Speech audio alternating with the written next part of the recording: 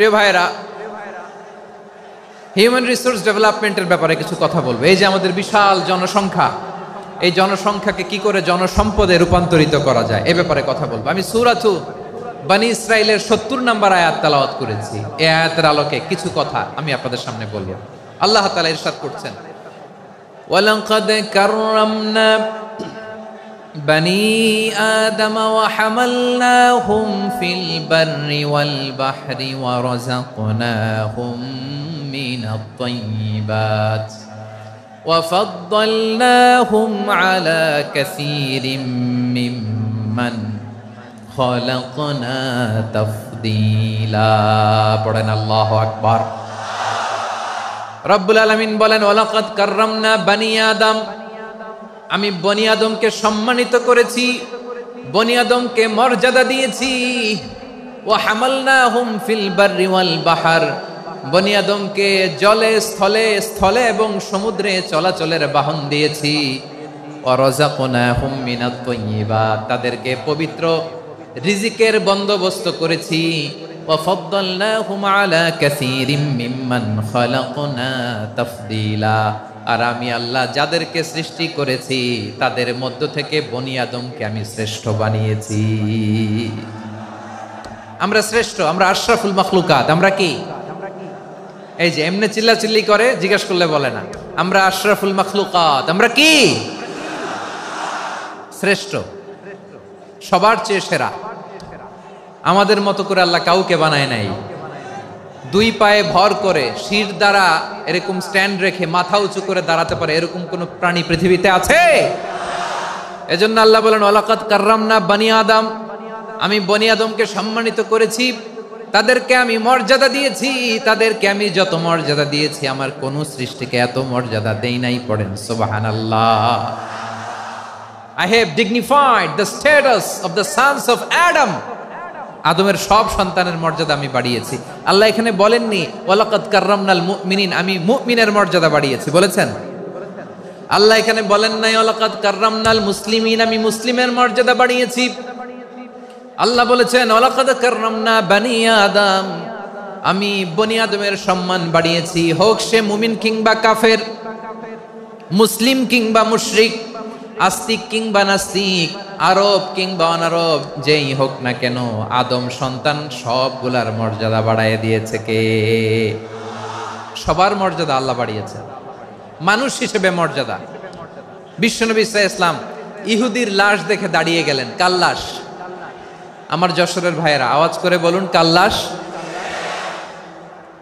ইহুদির লাশ দেখে দাঁড়ায় গেলেন। সাহাবারা বললেন, ইয়া রাসূলুল্লাহ, আপনি দাঁড়ালেন যে, এটা তো ইহুদির লাশ। বিষ্ণু বললেন, আওয়ালাইসাত নাফসান, এটা কি মানুষ নয়? এটা হোক ইহুদি হোক খ্রিস্টান, এটা তো মানুষ। আমি মানুষ দেখে দাঁড়িয়েছি। আই স্যালিউট দ্য হিউম্যানিটি, আমি মানবতাকে সম্মান করেছি। পড়েন সুবহানাল্লাহ। তাহলে এই জমিনে মানুষের মর্যাদা বেশি। হোক আস্তিক হোক নাস্তিক, হোক মুমিন কিংবা কাফের, আদমের সন্তান হলে মানুষ হলেই তার মর্যাদা বাড়িয়েছে কে? আমার কলিজার টুকরা যশোরের ভাইয়েরা, মানুষের মর্যাদা আল্লাহ এত বাড়িয়েছেন। মানুষ জীবিত থাকলেও যেমনি মর্যাদাবান, মরে গেলেও মর্যাদাবান। সুবহানাল্লাহ পড়েন। মানুষ মরে গেলে এই ডেড বডিটা কি হয়? পচে যায়, গলে যায়, মাটির সাথে মিশে যায়। তাই বলে আপনি ডেড বডির সাথে যাচ্ছে তাই করতে পারবেন না। পারবেন? কেউ যদি অন্যায় করে তাকে যদি আপনি শাস্তির আওতায় আনেন, যা মনে চায় করতে পারবেন না। তারা আগুন দিয়ে পোড়াতে পারবেন না, নাক কাটতে পারবেন না, কান কাটতে পারবেন না, অঙ্গ বিকৃতি করতে পারবেন না। কারণ মানব জাতির মর্যাদা স্বয়ং দিয়েছে কে? ডেড বডি পচে যাবে, গলে যাবে। তারপরে ইসলাম বলে, না খবরদার, এই মরা লাশটারও একটা মর্যাদা আছে না নাই? ইসলাম বলে এই লাশটা গলে যাবে, পচে যাবে, কিন্তু এটার অমর্যাদা করো না। কর্পূর দিয়ে, খেজুর পাতা দিয়ে এটাকে ওয়ার্ম ওয়াটার দিয়ে, গরম পানি দিয়ে ধৌত করো। সাদা শুভ্র ধবধবে কাপড় দিয়ে লাশটাকে তুমি কাভার করো। তারপরে খাটিয়ার মধ্যে লাশটাকে রেখে বিশাল একটা প্রোগ্রাম করো, একটা ফিউনারাল প্রোগ্রাম করো। ওই প্রোগ্রামের ডানে বায়ে পেছনে লাশটারে রাখলে হবে না, প্রোগ্রামের একেবারে সামনটাতে তুমি লাশটাকে রাখো। সুবহানাল্লাহ। একটা ফিউনারাল প্রোগ্রাম করতে হবে, তাকে শেষ বিদায় জানাতে হবে, যেটাকে আমরা জানাজা বলি। কি বলি?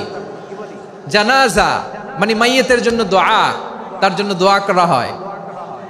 তাকে একটা সিস্টেমেটিক অর্ডারে কবরে রাখা হয়, সুন্দরভাবে সেটাকে কবরস্থ করা হয়, মাটি দেয়া হয়, পানি দেয়া হয়। তার মানে মরে গেলেও মানুষের সম্মান বাড়ায় দিয়েছে কে? এজন্য আল্লাহ বললেন ওয়ালাকাদ কাররামনা বানি আদম, বনি আদমের সম্মান মর্যাদা আমি আল্লাহ বাড়িয়ে দিয়েছি। মানুষের সম্মানে তুমি কখনো আঘাত করো না, ঠিক কি না? তাহলে ভাই, প্রথম মেসেজ হচ্ছে the first and foremost message tonight to the people of জাসর। আল্লাহ বলেন I have dignified the status of son of Adam. আমি বনি আদম সবার মর্যাদা বাড়িয়ে দিয়েছি, হোক আস্তিক নাস্তিক, হোক কাফের কিংবা মুশরিক, তার মর্যাদা বাড়াই দিছে কে? যখন বন্যা হয় আমরা ত্রাণ নিয়ে যাই, আমরা শুধু মুসলমানদেরকে ত্রাণ দেই নাকি? হ্যাঁ, আমরা মুসলমানকেও দেই, অমুসলমানকেও দেই, হিন্দুকেও দেই, বৌদ্ধকেও দেই। যেখানেই মানবতা বিপন্ন সেখানে ইসলামের হেল্পিং হ্যান্ড আছে না নাই?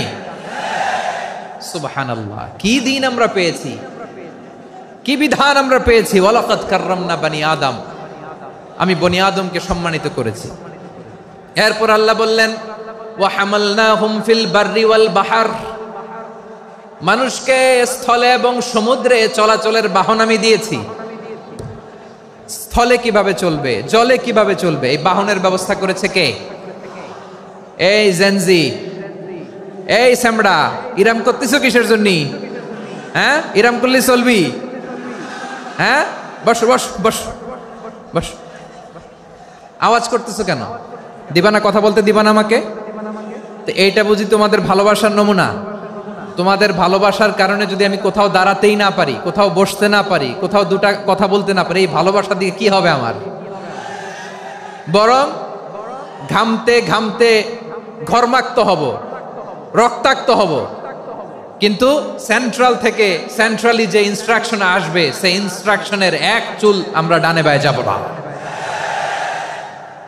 এইটা গণজাগরণের জন্য এইটা দরকার, ইসলামী বিপ্লবের জন্য এইটা দরকার। তো আধা ঘন্টা ধরে যদি তোমাদেরকে থামানোই না যায়, এই লস্কর দিয়ে আমি কি করব? আল্লাহর ওয়াস্তে নো নো নো স্লোগান, চুপচাপ একেবারে আমার দিকে তাকাও। আল্লাহ বললেন ওয়া হামালনাহুম ফিল বাররি ওয়াল বাহর, জলে স্থলে আমি চলাচলের যানবাহনের ব্যবস্থা করেছি। আমরা স্থলে ঘোড়ার উপরে চড়ি, উটের উপরে চড়ি, গাড়ির উপরে চড়ি। এই যে গাড়ির ইঞ্জিন বানাইছি আমরা, এটার মেধা দিয়েছে কে?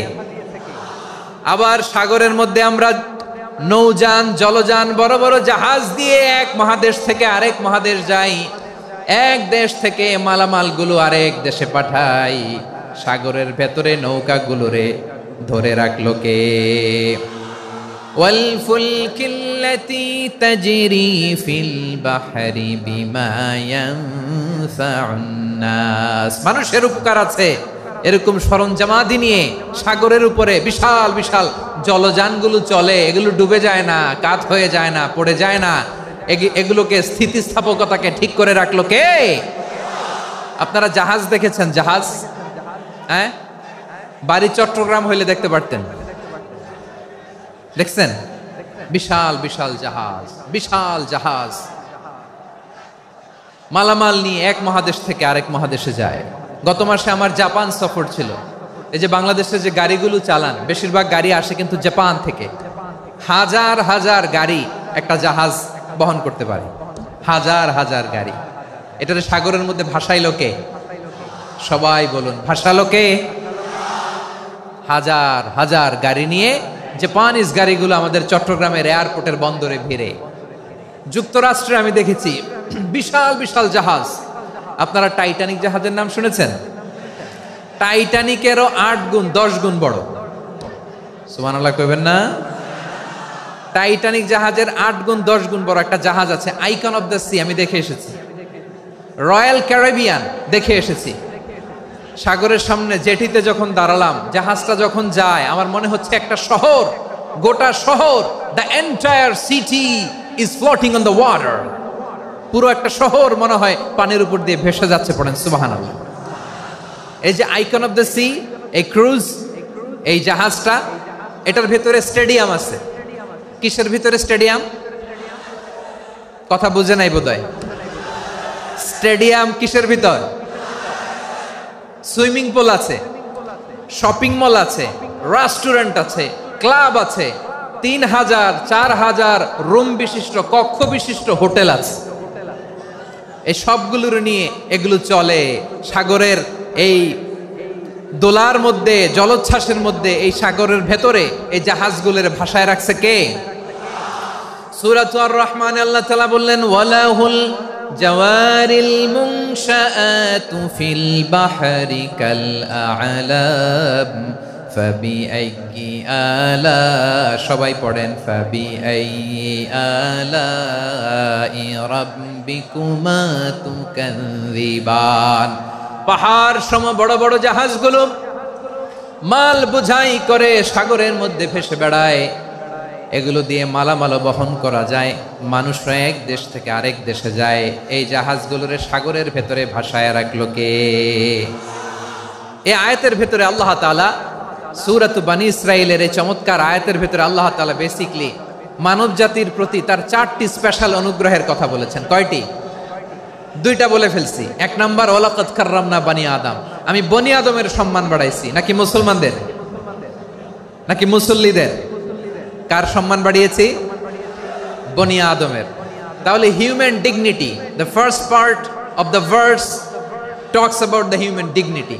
2 নাম্বার অংশে আল্লাহ তাআলা বললেন, ওয়া হামালনাহুম ফিল বাররি ওয়াল বাহর, স্থলে এবং সমুদ্রে আমি তাদের জন্য চলাচলের বাহন দিয়েছি। সুবহানাল্লাহ। তার মানে smooth movement on land and sea, জলে এবং স্থলে যাতে আমরা স্মুথলি মুভ করতে পারি আল্লাহ তাআলা দিয়েছেন। 3 নম্বরে আল্লাহ তাআলা বললেন, ওয়া রাযাকনাহুম মিনাত তাইয়্যিবাত, মানুষের জন্য আমি পবিত্র রিজিকের ব্যবস্থা করেছি। জলে এবং স্থলে যত প্রাণী আছে সবগুলা প্রাণীকে রিজিক দেয় কে? আমাদেরকে রিজিক দেয় কে? সাগরের মাছগুলোকে, বড় বড় তিমি মাছগুলোরে রিজিক দেয় কে? বাতাসের মধ্যে ভেসে বেড়ানো বড় বড় পাখিগুলো, স্ক্যান্ডিনেভিয়ান কান্ট্রি থেকে লক্ষ লক্ষ কোটি কোটি পাখিগুলো যে এক দেশ থেকে আরেক দেশে ট্রান্সফার হয়, এগুলোর রিজিক দেয় কে? রব্বুল আলামিন বলেন, ওয়ামা মিন দাব্বাতিন ফিল আরদি ইল্লা আলাল্লাহি রিজকুহা ওয়া ইয়ালামু মুস্তাকাররাহা ওয়া মুস্তাওদাআহা কুল্লুম ফি কিতাবিম মুবিন। আল্লাহু আকবার। রব্বুল আলামিন বলেন, ভূপৃষ্ঠে বিচরণশীল যত প্রাণী আছে সব প্রাণীগুলোকে আমি আল্লাহ আমার নিজের কুদরতে রিজিকের বন্দোবস্ত করি।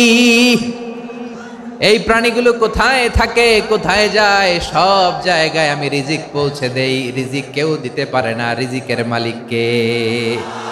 রিজিকের মালিক তিনি আল্লাহ। এজন্য আল্লাহ তাআলা বললেন, ওয়া রাযাকনাহুম মিনাত তাইয়্যিবাত। এরপরে আল্লাহ বললেন, ওয়া ফাদ্দালনাহুম আলা কাসীরিম মিম্মান খালাকনা তাফদীলা। আমি যত প্রাণী সৃষ্টি করেছি সকল প্রাণীর মধ্যে মানুষের মর্যাদা, শ্রেষ্ঠত্ব আমি দিয়েছি। সুবহানাল্লাহ পড়েন। তাহলে 1 নম্বরে আল্লাহ বললেন, আমি বনি আদমের মর্যাদা বাড়ালাম। এরপরে বললেন, স্থলে এবং সমুদ্রে চলাচলের জন্য যানবাহন দিলাম। 3 নম্বরে আল্লাহ বললেন, পবিত্র রিজিকের ব্যবস্থা করে দিলাম। এরপরে আল্লাহ বললেন, যত প্রাণী আছে, সৃষ্টি আছে, সবগুলার উপরে আমি মানুষকে শ্রেষ্ঠত্ব দিলাম। সুবহানাল্লাহ। তাহলে সবচেয়ে বেশি শ্রেষ্ঠত্ব মানুষের। কার? মানুষের। শুধু তাই নয় প্রিয় ভাইরা, আকাশ এবং জমিনে যা কিছু আছে সবকিছু মানুষের জন্য, মানুষের কল্যাণে, মানুষের প্রয়োজনে, মানুষের বশীভূত করে সৃষ্টি করেছেন কে? রব্বুল আলামিন বলেন, হুয়াল্লাযী খালাকা লাকুম মা ফিল আরদি জামিআ। এই জমিনের মধ্যে যা কিছু আমি আল্লাহ সৃষ্টি করেছি সব কিছু আমি মানুষের জন্য সৃষ্টি করেছি। পড়েন সুবহানাল্লাহ। হুয়াল্লাযী খালাকা লাকুম মা ফিল আরদি জামিআ, যা আছে সব আমাদের জন্য, সব আমাদেরকে সার্ভিস দেওয়ার জন্য, আমাদের উপকারের জন্য, আমাদের কল্যাণের জন্য। আওয়াজ করে সবাই পড়ুন আল্লাহু আকবার। অন্য আয়াতে আল্লাহ বললেন, ওয়াসাখখারা লাকুম মা ফিস সামাওয়াতি ওয়া মা ফিল আরদি জামিআম ইন্না ফি যালিকা লাআয়াতিন লিকাউমি ইয়াতাফাক্কারুন।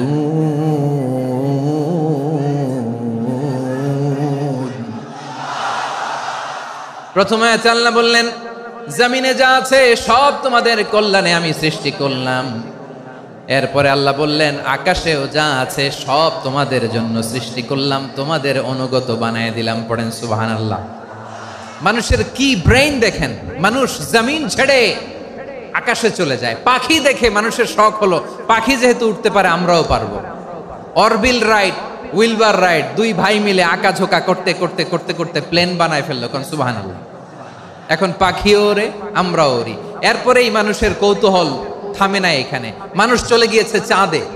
কোথায় গেছে? এখন কিন্তু চাঁদে জমি বিক্রি হয় জানেন। পৃথিবী নিয়ে মারামারি শেষ, রাশিয়া আমেরিকা এখন ধরছে চাঁদ আর মঙ্গল গ্রহ।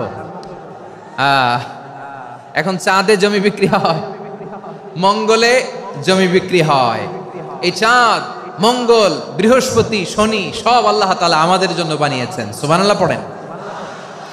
মানুষ সাগরের উপরে চড়ে, শূন্যে ভেসে বেড়ায়, পাহাড় কেটে সুড়ঙ্গ বানায়, টানেল বানায়। মানুষ ব্রডব্যান্ডের লাইন নিয়ে যায় সাগরের ভেতর দিয়ে, এক দেশ থেকে আরেক দেশে, এক মহাদেশ থেকে আরেক মহাদেশে। সুবহানাল্লাহ পড়েন। তার মানে গোটা বিশ্বের সব কিছুর উপরে control, superiority over all creatures, সব কিছুর উপর কন্ট্রোল, মনিটরিং, নিয়ন্ত্রণ, এটা প্রতিষ্ঠা করে দিয়েছে কে? এজন্যই মানুষের শ্রেষ্ঠত্ব।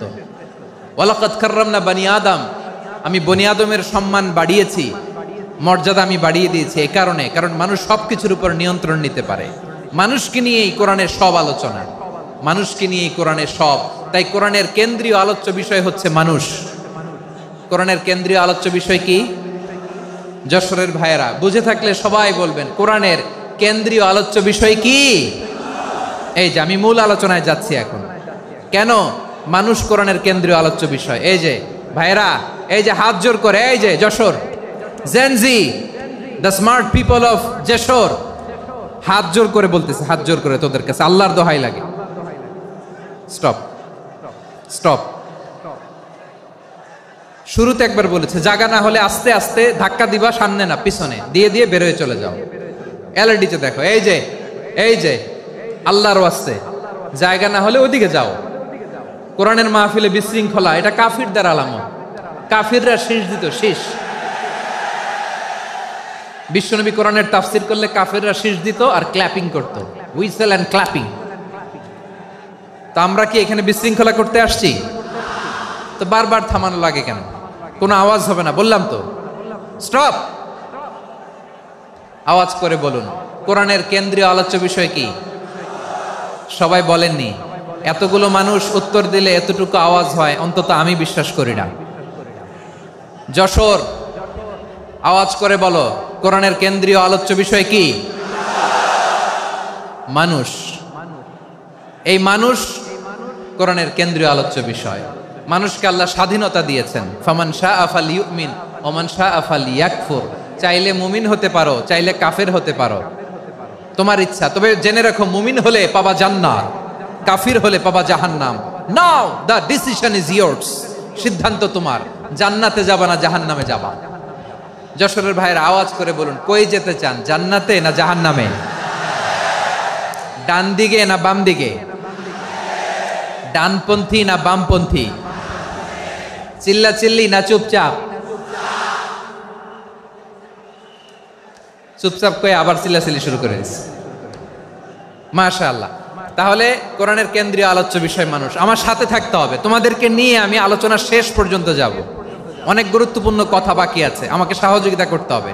মাশাআল্লাহ, এই তো ঠান্ডা হয়েছে। হ্যাঁ ঠিক আছে ঠিক আছে ঠিক আছে। মানুষকে আল্লাহ এত স্বাধীনতা দিয়েছেন, মানুষ চাইলে অনেক ভালো হইতে পারে। ভালোর রাস্তাও খোলা, খারাপ হওয়ার রাস্তাও খোলা। ভালো হইলে মানুষ অনেক ভালো, খারাপ হইলে অনেক খারাপ। ভালো হইলে সবচেয়ে ভালো, খারাপ হইলে সবচেয়ে খারাপ। এজন্য সিদ্ধান্ত আপনাকে নিতে হবে। আল্লাহ তাআলা বলছেন লাকাদ খালাকনাল ইনসানা ফি আহসানি তাকওয়িম সুম্মা রাদাদনাহু আসফালা সাফিলিন। আমি মানুষকে অনেক সুন্দর অবয়বে সুন্দর আকৃতিতে সৃষ্টি করেছি।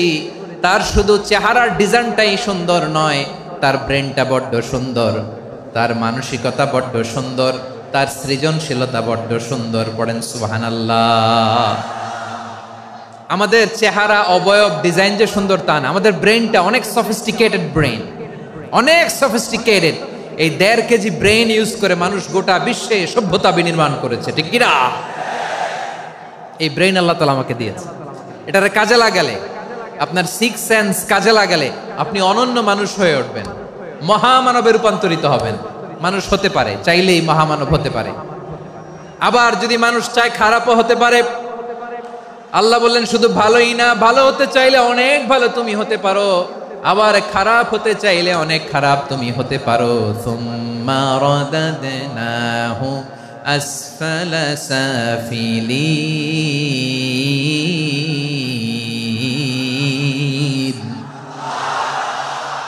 খারাপ হলে একেবারে খারাপ হতে পারো, নিকৃষ্ট হলে একেবারে নিকৃষ্ট হতে পারো, ভালো হলেও ভালো হতে পারো। কোন সুবহানাল্লাহ।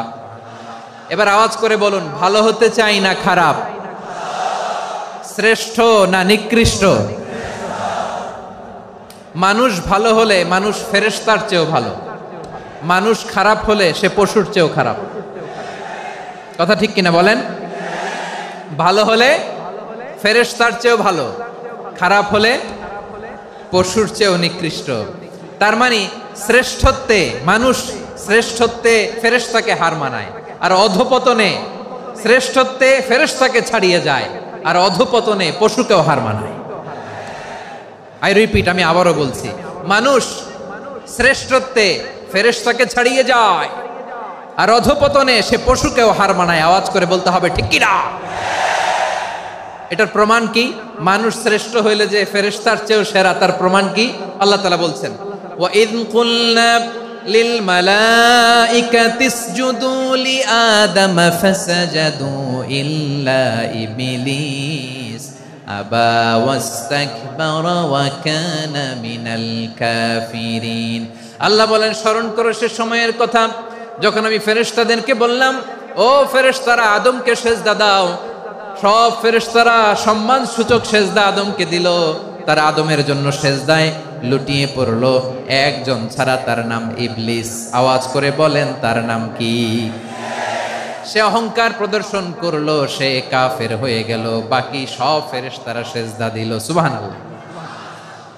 আবার আদম আলাইহিস সালামকে আল্লাহ জিজ্ঞেস করলেন, সব বলে দিল উত্তর, কিন্তু ফেরেশতাদেরকে একই প্রশ্ন জিজ্ঞেস করলেন, তারা উত্তর করতে পারে নাই।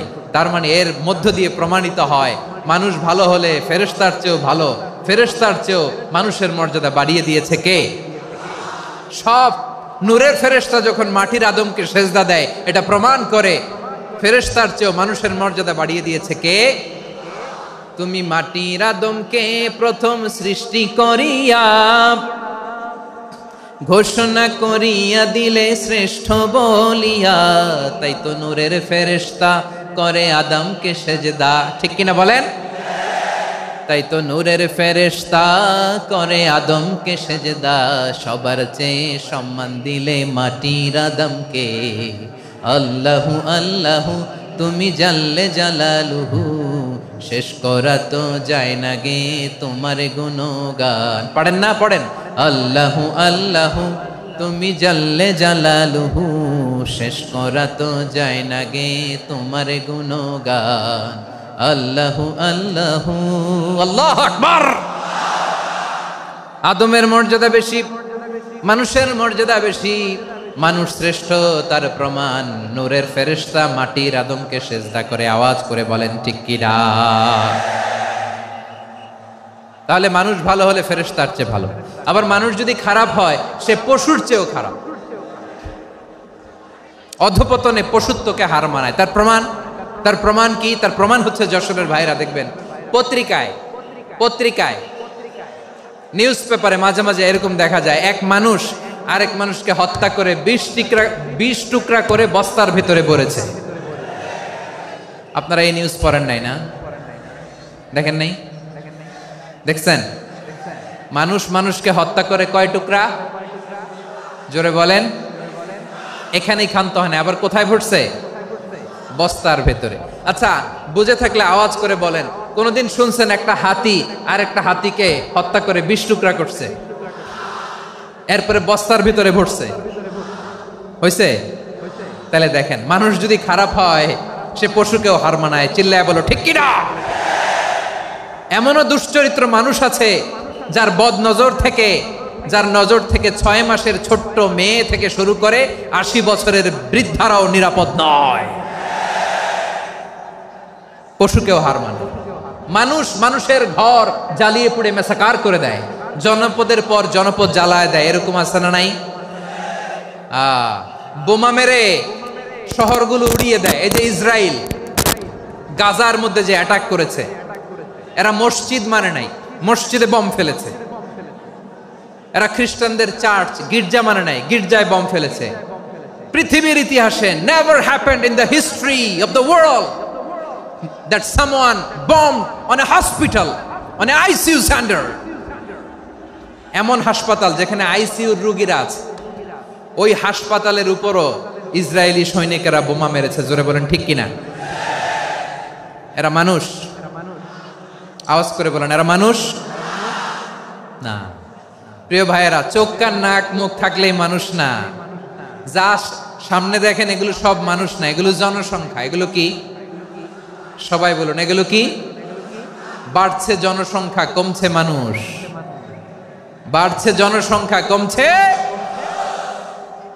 এই দুনিয়া এখন তো আর সেই দুনিয়া নাই, মানুষ নামের মানুষ আছে দুনিয়া বোঝাই, সেই মানুষের ভিড়ে আমার আসল মানুষ নাই। ঠিক কিনা? আসল মানুষের বড্ড অভাব, আসল মানুষের বড্ড অভাব। আমার ভাইয়েরা, মানুষ খারাপ হলে পশুকেও হার মানায়। আচ্ছা, আওয়াজ করে বলেন, এই যশোরের ছেলেরা এদিক তাকাও, আওয়াজ করে বলো, যে ইসরায়েলি সোলজাররা উপর থেকে বোমা মারলো, তারাও মানুষ? তারাও কি? ওরাও রক্তে মাংসে মানুষ, ওদেরও পরিবার আছে। বোমা মেরে যেই মেয়েটাকে তারা অনাথ বানায়, ইয়াতিম বানায়, ও কিন্তু বাসায় ওর মেয়েটাকে রেখে আসছে। ঠিক কিনা বলেন? বম্বিং করে যে বাবাকে মেরে, স্বামীকে মেরে স্ত্রীকে বিধবা বানায়, তারও ঘরে স্ত্রী আছে। উপর থেকে বম মেরে মানুষ মেরে দিচ্ছে, তারাও মানুষ। 1945 সালের 6ই আগস্ট আমেরিকান সোলজাররা হিরোশিমায় বম মেরেছে। আমি নিজে দেখে এসেছি জাপানের হিরোশিমাতে। সকাল 8:15 মানুষ কেউ অফিসে যাচ্ছিল, কেউ খেতে খামারে কাজ করতে যাচ্ছিল। লিটল বয় নামে একটা বোম মেরেছে তারা।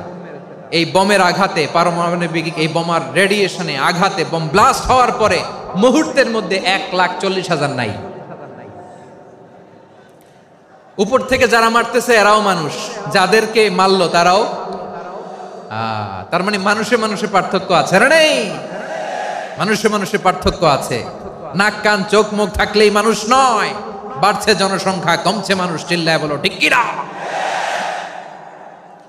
তাহলে আমরা বুঝলাম, মানুষ ভালো হলে অনেক ভালো, খারাপ হলে অনেক খারাপ। ও আমার কলিজার টুকরা যশোরের ভাইয়েরা, আসুন না 3 দিন ব্যাপী এই তাফসিরুল কোরআনের ঐতিহাসিক প্রোগ্রাম থেকে আমরা সিদ্ধান্ত নেই, আমরা ভালো মানুষ হব নাকি খারাপ মানুষ হব। কলিজা থেকে, প্রাণ থেকে আওয়াজ করে সবাই বলুন, ভালো মানুষ নাকি খারাপ মানুষ? ভালো মানুষ হইতে হবে। ভালো মানুষ যারা জগৎটাকে এনলাইটেন করবে, যারা এনলাইটেন করবে, যারা সত্যের বীর সেনানী হয়ে দাঁড়াবে, যারা সত্যের পক্ষে কথা বলবে, যারা জালিমের মসনদকে ভেঙে খান খান করে দেবে। এরকম হওয়ার দরকার আছে না নাই? এরকম ভালো মানুষ আমরা হতে চাই কি চাই না? মানুষকে যত্ন নিলে মানুষ যে কত ভালো হয় আপনি কল্পনাও করতে পারবেন না। এই যে আপনাদের যশোরে যে ভালো ছেলেগুলো আছে, যে ভালো তরুণগুলো আছে, যে যুবকগুলো আছে, যে ভালো আলেমরা আছে, ভালো নেতারা আছে, সবাই যদি তাদের মতো হতো, পুরো যশোরটা একটা জান্নাতের টুকরা হয়ে যেত। আওয়াজ করে বলেন ঠিক কিনা? মানুষকে নার্চারিং করলে, মানুষকে পলিশ করলে, মানুষকে গ্রুমিং করলে, মানুষকে সঠিক তারবিয়া দিলে মানুষ অনন্য হয়ে ওঠে। প্রতিটি মানুষ অনন্য, আমি অনন্য, আপনি অনন্য, আমরা সবাই অনন্য। সুবহানাল্লাহ বলেন। মানুষকে আল্লাহ তাআলা দিয়েছেন অসীম ক্ষমতা, অসীম ক্ষমতা। সুবহানাল্লাহ। একটা মানুষ পারে না এমন কিছু নাই, একটা মানুষ পারে না এমন কিছু নাই। বিশ্বাস করতে হবে, মানুষ যা কল্পনা করতে পারে ওইটা মানুষ করে দেখাতে পারে। যশোরের ভাইয়ের, আই রিপিট, আমি আবারও বলছি, এই চিল্লাচিল্লি করলে আমার এই গুরুত্বপূর্ণ কথা তোমরা মিস করবা। আমরা যখন আমার পিতার পৃষ্ঠদেশে ছিলাম, পিতার পৃষ্ঠদেশ থেকে শুক্রাণু যখন মায়ের গর্ভদেশে যেয়ে পড়ে, কতটা শুক্রাণু ভ্রমণ শুরু করে জানো? 20 কোটি শুক্রাণু। একবার সিমেন আউট হলে সেখানে 20 কোটি শুক্রাণু থাকে, ভ্রমণ শুরু করে। ওই 20 কোটি শুক্রাণুর মধ্য থেকে তুমি আমি আজকে এক বিকশিত শুক্রাণু মানব রূপে পৃথিবীতে এসেছি। সুবহানাল্লাহ। ওই 20 কোটি শুক্রাণুর প্রতিযোগিতায় সবাইরে পেছনে ফেলে সেদিন আমি সফল হয়েছিলাম, সেদিন আমি বিজয়ী হয়েছিলাম। সেদিন আমি এত ছোট ছিলাম, মাইক্রোস্কোপ দিয়েও আমার অস্তিত্ব টের পাওয়া যায় না। আমি এত তুচ্ছ ছিলাম, নগণ্য ছিলাম। আমার কান ছিল না, আমার চোখ ছিল না, আমার হাত ছিল না, আমার জন্য রিকমেন্ডেশন করার মতো মামু ছিল না, খালা ছিল না, কেউ ছিল না। তারপরেও ওই প্রতিযোগিতায়, ওই কম্পিটিশনে যখন আমারে কেউ হারাতে পারে নাই, আল্লাহর জমিনেও আমারে কেউ হারাতে পারে না। হারার জন্য তোমার জন্মই হয় নাই, তুমি আসছই জিতার জন্য। সুবহানাল্লাহ। বিশ্বনবী বলেন, আন্নাসু মাআদিন কামাআদিনি যাহাবি ওয়াল ফিদ্দা খিয়ারুহুম ফিল জাহিলিয়াতি খিয়ারুহুম ফিল ইসলাম। Peoples are like mines of gold and silver. সোনার খনি, রূপার খনি, এর চেয়েও বড় খনি হচ্ছে এই মানব সম্পদের খনি। আওয়াজ করে বলেন আল্লাহু আকবার। আল্লাহ তাআলা এই সম্পদ আমাদেরকে দিয়েছে। বিশ্বনবী বলেন, মানুষ হচ্ছে খনির মতো। খিয়ারুহুম ফিল জাহিলিয়াতি খিয়ারুহুম ফিল ইসলাম। জাহিলি যুগে যারা সেরা, ইসলামেও তারা সেরা। ইদা ফাকুহু, যদি তারা বুঝবান হয় তাহলে তাদেরকে সেরা বানায় দিবে কে? তাহলে মানুষের চেয়ে সেরা কেউ হতে পারে? মানুষের চেয়ে অনন্য কেউ হতে পারে? মানুষকে কেউ হারাতে পারে? আওয়াজ করে বলো, তোমাকে কেউ হারাতে পারবে? এই সাহস জাগছে আজকের আলোচনা থেকে। আমি তুমি অনন্য, আমাকে তোমাকে হারায়া দেওয়া এত সহজ না, ঠিক কিনা? একটা কথা জীবনের সাথে সেট করে নিতে হবে, আমি জিতি নয় শিখি, আমি কখনো হারি না। জীবনের সাথে সেট করে নাও, জেনজি অফ জেসর, আমি কখনো হারি না, আমি হয় জিতি নয় শিখি। চিল্লায় বলো ঠিক কিনা? আমি কখনো হারি না, আমার হারানো এত সোজা না। কি সাহস জাগছে? বুকে সাহস জাগছে? তাকবীর পড়ো, লিল্লাহে তাকবীর। তাহলে বিশ্বনবী বললেন, নাসু মাআদিন, মানুষ হচ্ছে খনি। এই ধাক্কা ধাক্কি আমি জানি এগুলো ভালোবাসার ধাক্কা ধাক্কি, এজন্য আমি সহ্য করে নেই। এগুলো যে ভালোবাসার ধাক্কা ধাক্কি এটা আমরা বুঝি। পৃথিবীর কোন আইন, সিকিউরিটি প্রটোকল দিয়ে এটারে মানানো যাবে না, কারণ এটা তো ভালোবাসা, লাভ। লাভ কোনো আইন কানুন দিয়ে বাধা যায় না, মানানো যায় না, ঠিক কিনা বলো?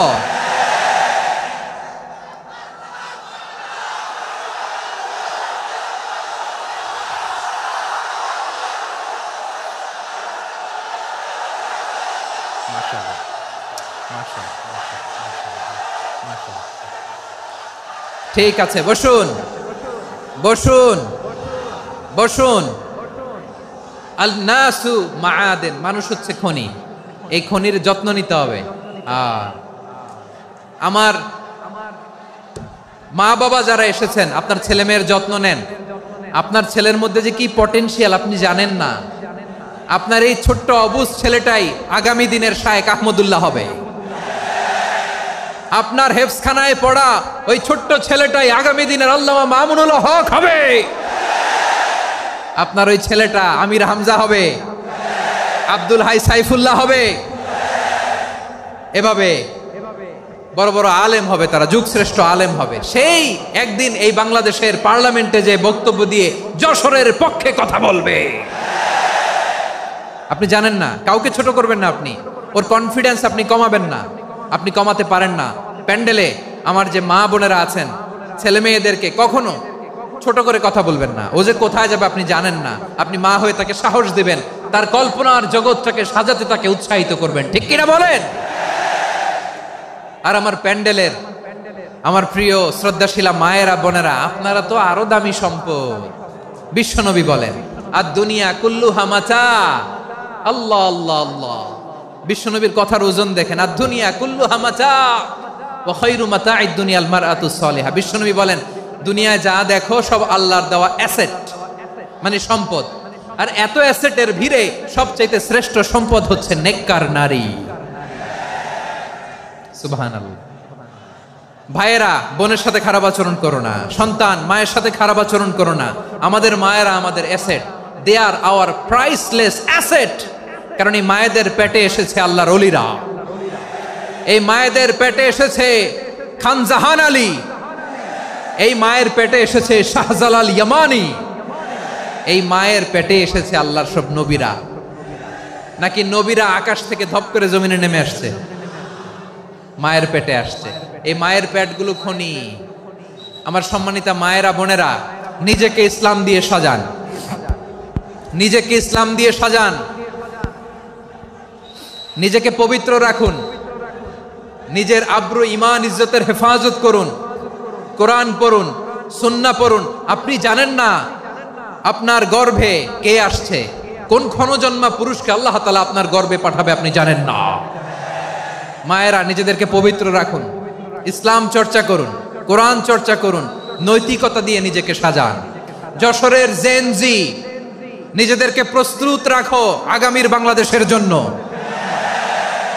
নৈতিকতা, মোরালিটি, ভ্যালিউজ দিয়ে নিজেকে সাজাও, ইসলাম দিয়ে নিজেকে সাজাও। কারণ আগামীর বাংলাদেশ ইসলামের বাংলাদেশ। বাংলাদেশের আসল পরিচয় ইসলাম। বাংলাদেশের আসল পরিচয় কি? সবাই বলে না। বাংলাদেশের আসল পরিচয় কি? এই ইসলাম নিয়ে আমরা সংসদ ভবন সাজাবো, রাজি আছি না নাই? শেকড় ভুলে যাওয়া যাবে না। আমরা ধাপে ধাপে শারিয়া আইনের দিকে যাব ইনশাআল্লাহ, কিন্তু জঙ্গিবাদ দিয়ে নয়, কট্টরপন্থা দিয়ে নয়।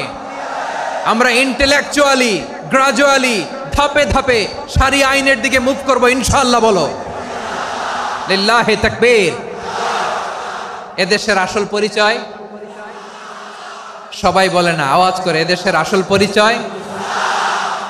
এদেশে আজান শুনে সূর্য ওঠে শহর গ্রামে, এদেশে আজান শুনে সূর্য ডুবে সন্ধ্যা নামে, এদেশে সকল কাজে সবাই বলে বিসমিল্লাহ, এদেশে ভালো কিছু দেখে শুনে হাসি মুখে সবাই বলে মাশা আল্লাহ। সুবহানাল্লাহ সুবহানাল্লাহ সুবহানাল্লাহ সুবহানাল্লাহ সুবহানাল্লাহ সুবহানাল্লাহ সুবহানাল্লাহ সুবহানাল্লাহ। ও নবীন তরুণ, তোমার কিসের এত ভয়? জেনে রেখো বাংলাদেশের আসল পরিচয়। বাংলাদেশের আসল পরিচয় ইসলাম। আওয়াজ তুলে বলো, আসল পরিচয় কি? এদেশে পরস্পরে দেখা হলে দেয় সালাম, এদেশে আমজনতার হৃদয় জুড়ে পাক্কা আলাম, ঠিক কি না? এদেশে বিপদ এলে সর্বজনে সর্বক্ষণে দোয়া পড়ে ইন্না লিল্লাহ সুবহানাল্লাহ সুবহানাল্লাহ সুবহানাল্লাহ সুবহানাল্লাহ। এদেশে আজান শুনে সূর্য ওঠে শহর গ্রামে, এদেশে আজান শুনে সূর্য ডুবে সন্ধ্যা নামে, এদেশে সকল কাজে সবাই বলে বিসমিল্লাহ, এদেশে ভালো কিছু দেখে শুনে হাসি মুখে সবাই বলে মাশা আল্লাহ। সুবহানাল্লাহ, আওয়াজ করে সুবহানাল্লাহ সুবহানাল্লাহ সুবহানাল্লাহ সুবহানাল্লাহ। সবাই একসাথে সুবহানাল্লাহ সুবহানাল্লাহ সুবহানাল্লাহ সুবহানাল্লাহ। এদেশের আসল পরিচয় কি? আওয়াজ করে বলতে ভয় লাগে। এদেশের আসল পরিচয় কি? ইসলাম দিয়ে আমাদের সংসদ ভবন চলুক, আমরা চাই কি চাই না? বঙ্গভবনে লা ইলাহা ইল্লাল্লাহর পতাকা উড়ুক, আমরা চাই কি চাই না? প্রতিটি জেলা অফিসে, ডিসি অফিসে লা ইলাহার পতাকা ঝুলুক। আমরা চাই কি চাই না? কারা কারা চাই হাত তুলে আল্লাহরে দেখায়।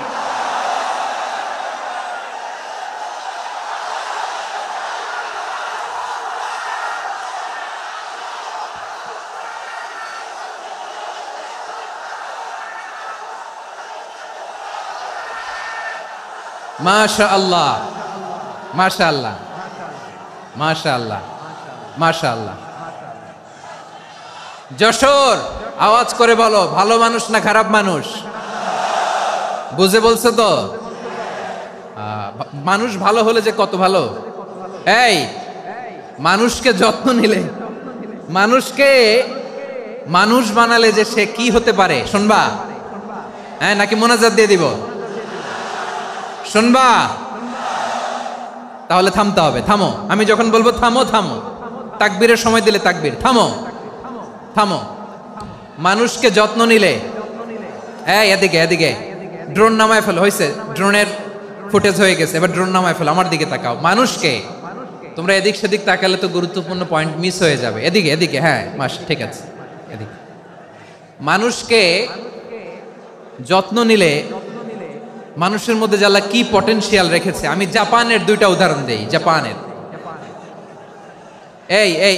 এইভাবে হবে, হয় বসো নয় পেছনে, কথা নাই, কথা তো বলাই যাবে না, হারাম কথা বলা। আজকে একেবারে চুপ, আজকের জন্য হারাম করে দিছে আমি, এই কিছু সময়ের জন্য একেবারে নিষিদ্ধ। জাপানের দুইটা উদাহরণ দেই, খেয়াল করে একটু শুনেন, বুঝবেন। আল্লাহ, 2022 সালে জাপানের সাথে জার্মানির খেলা, ফিফা ওয়ার্ল্ড কাপ 2022। এক পক্ষে জাপান, আরেক পক্ষে কোন দেশ? কথা শুনে নাই। এক পক্ষে কোন দেশ, আরেক পক্ষে সবাই। এক পক্ষে, আরেক পক্ষে।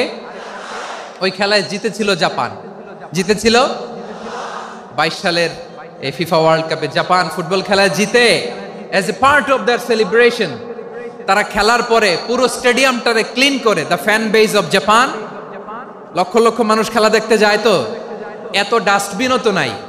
তো যারা ডাস্টবিনে জায়গা পায় নাই, তারা এই যে চকলেটের প্যাকেট, পানির বোতল, চিপসের প্যাকেট তারা এদিকে সেদিকে রেখে দিয়েছে। জাপানের ভক্তরা, জাপানের ফলোয়াররা, as a part of their celebration তারা খেলার পরে পুরো স্টেডিয়ামের সব ময়লা আবর্জনা ক্লিন করে তারপরে বিদায় নিয়েছে। তাদেরকে কি ক্লিন করার দায়িত্ব দেওয়া হয়েছিল?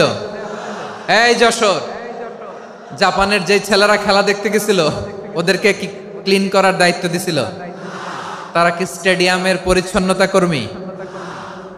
তাদের আকল, তাদের সিক্স সেন্স তাদেরকে বলেছে। ছোটবেলা থেকে জাপান গভর্নমেন্ট ওদেরকে এত পরিচ্ছন্নতা শেখায়, ক্লিনলিনেস অ্যাওয়ারনেস ক্যাম্পেইন করায়। ক্লাসে আমি দেখেছি, ক্লাসে নিজের বেঞ্চ নিজে মুছে, ক্লাসের মাঝখানে একটা সময় দেয়, নিজের টেবিল নিজে মুছে, নিজের ক্লাসরুমটা নিজে পরিষ্কার করে। রাস্তাঘাটে একটা ধুলা নাই, ময়লা নাই, একটা টিস্যু নাই।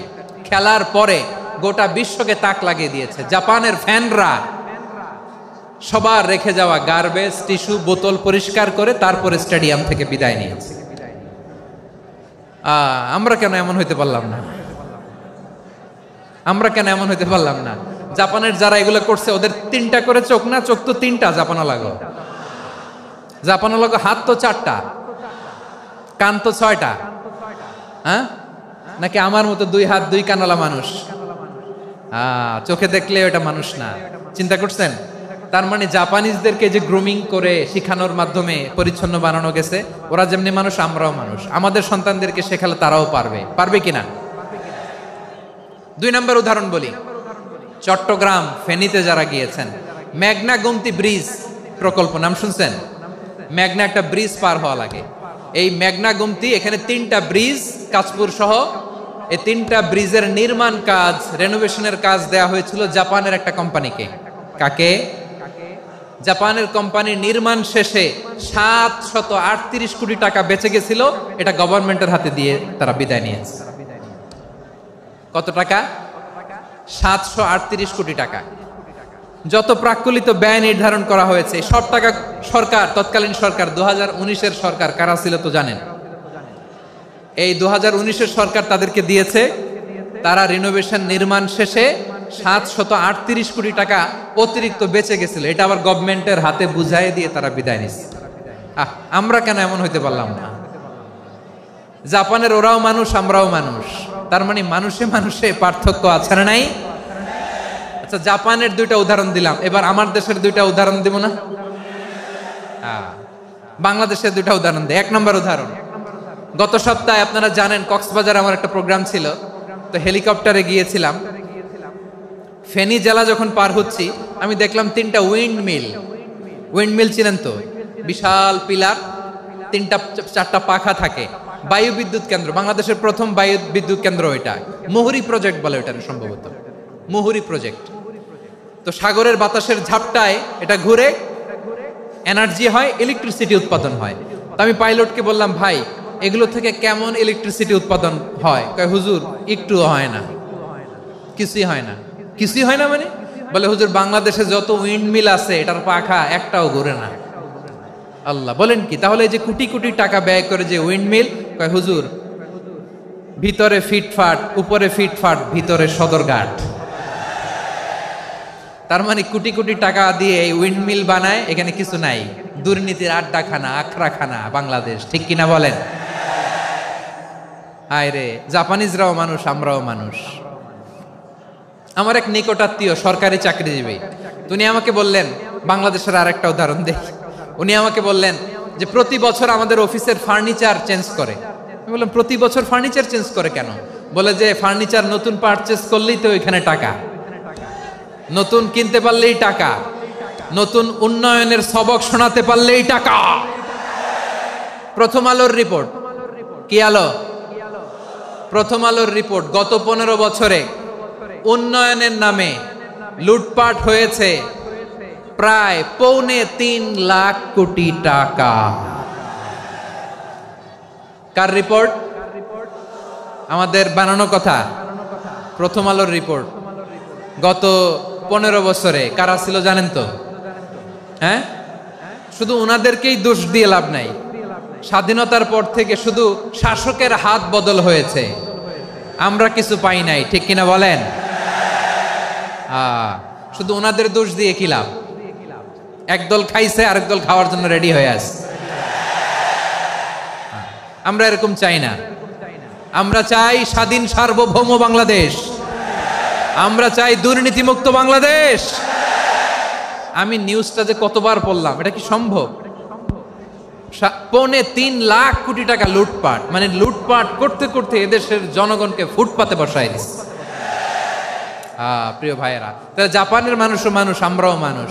সিদ্ধান্ত আপনার, কোন মানুষ হবেন, ভালো মানুষ না খারাপ মানুষ? আজকের আলোচনার বিষয় হচ্ছে মানব সম্পদের উন্নয়ন, human resource development. It's a process to increase the capacity of knowledge, skill, capacity of the people of a country. একটা দেশের মানুষের জ্ঞান, তাদের দক্ষতা কি করে বাড়ানো যায়, বাড়িয়ে দেশের উন্নয়ন করানো যায়, এটাই হচ্ছে মানব সম্পদ উন্নয়নের মূল কথা। তাহলে মানব সম্পদ হচ্ছে একটা দেশের সবচাইতে শক্তিশালী পুঁজি। প্রাকৃতিক সম্পদ, খনিজ সম্পদের চেয়েও দামি হচ্ছে মানব সম্পদ। আমার প্রিয় যশোর, প্রাকৃতিক সম্পদ, খনিজ সম্পদের চেয়ে দামি সম্পদ কি সম্পদ? আল্লাহ তাআলা দয়া করে আমাদেরকে এই মানব সম্পদ দিয়েছেন। আসুন আমাদের এই মানুষগুলোকে আমরা সোনার মানুষ বানাই। রাজি আছেন তো সবাই? রাজি আছেন? মানুষ পারে না এমন কোনো কিছু নাই, চাইলে সব পারে। এজন্য মানুষকে তারবিয়া দিতে হবে, যথাযথভাবে তাদেরকে গড়তে হবে। আসুন আমরা সিরাতের আয়নায় বিশ্বনবীর জীবনী থেকে দেখি তিনি কিভাবে হিউম্যান রিসোর্সকে ম্যানেজ করতেন। যদি আপনাদের সময় হয়, দু একটা উদাহরণ দিয়ে আজকে আমি আমার আলোচনার বিদায় নিব। হবে সময় হবে কয়েক মিনিট? হ্যাঁ, শান্ত থাকবেন তো? শান্ত থাকবা? হ্যাঁ, ঠিক আছে। এই ধাক্কার মধ্যে ঢুকছে, এবার মজা বুঝতেছো তো? হ্যাঁ, মানা করছিলাম না? ঠিক আছে, টের পাও। হ্যাঁ, ঠিক আছে। যে আওয়াজ করবে আমি ওকে দেখতেছি, কে কে আওয়াজ করে দেখতেছি। শেষ কথা, শেষের দিকে চলে আসছি। বিষ্ণু ইসলাম কিভাবে হিউম্যান রিসোর্সকে ম্যানেজ করতেন, মজার কথা আছে কয়েকটা, বলে বিদায় নিব। বিশ্বনবী কিভাবে এই মানব সম্পদকে ম্যানেজ করতেন। বিশ্বনবী he was a very good talent hunter, চৌকস ট্যালেন্ট হান্টার ছিল।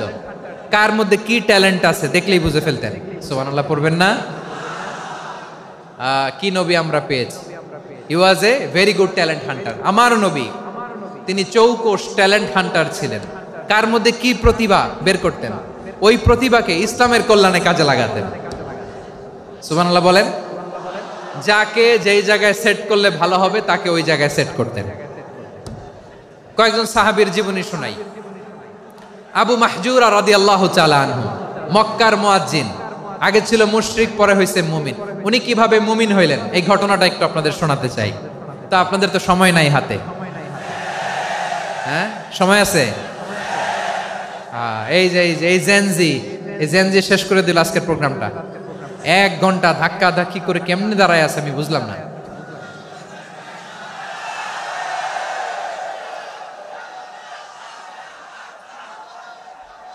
না না তাকবিন না, চুপ করতে হবে। What I need, you stop.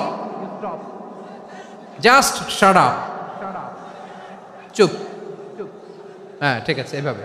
Abu Mahzura রাদিয়াল্লাহু তাআলা আনহু কিভাবে মুসলিম হলেন আওয়াজ করে শুনেন। হুনাইনের যুদ্ধ 8ম হিজরি, বিষ্ণু ইসলাম হুনাইনের যুদ্ধ শেষে ফিরতেছেন।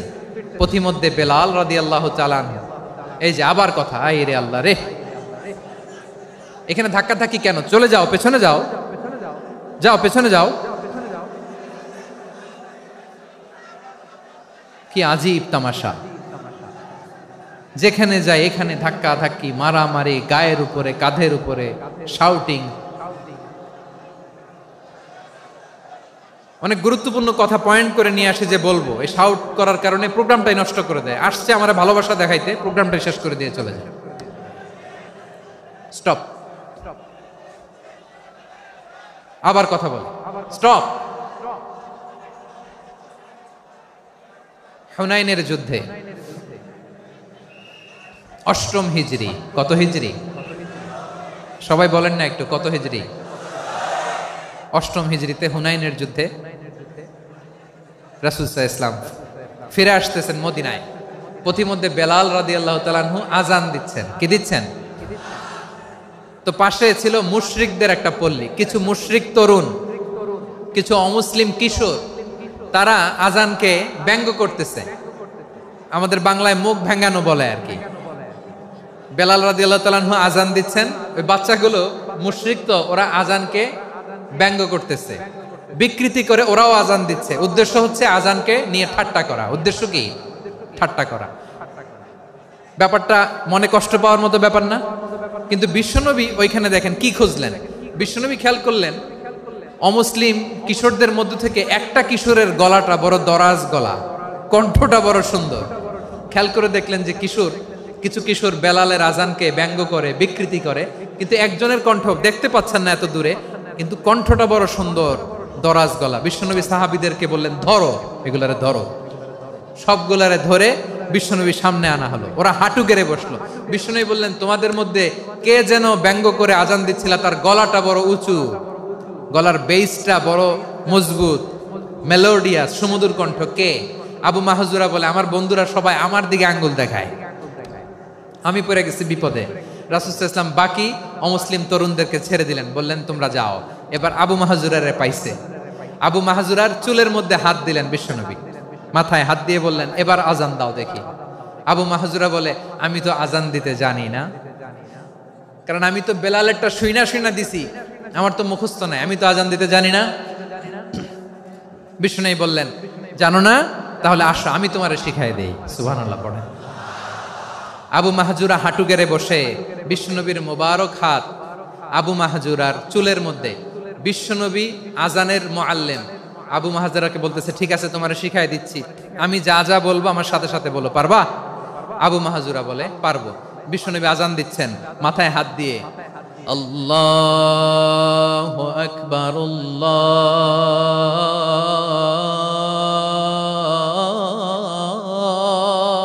আকবার। আবু মাহজুরা এই বাক্যটা পড়লেন। বিশ্বনবী দ্বিতীয় বাক্য পড়তে আরম্ভ করলেন, আল্লাহু আকবার আল্লাহু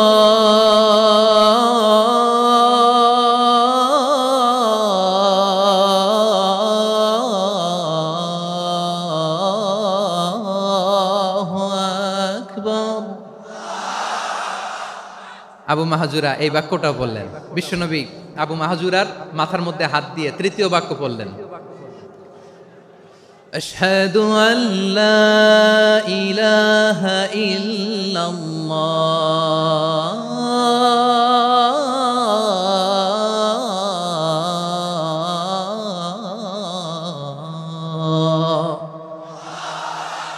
আবু মাহজুরা তৃতীয় বাক্য পড়লেন। বিশ্বনবী একটা বাক্য পরে আবু মাহজুরা পরে, বিশ্বনবী পরে আবু মাহজুরা পরে। আবু মাহজুরা কিন্তু অমুসলিম, মুশরিক।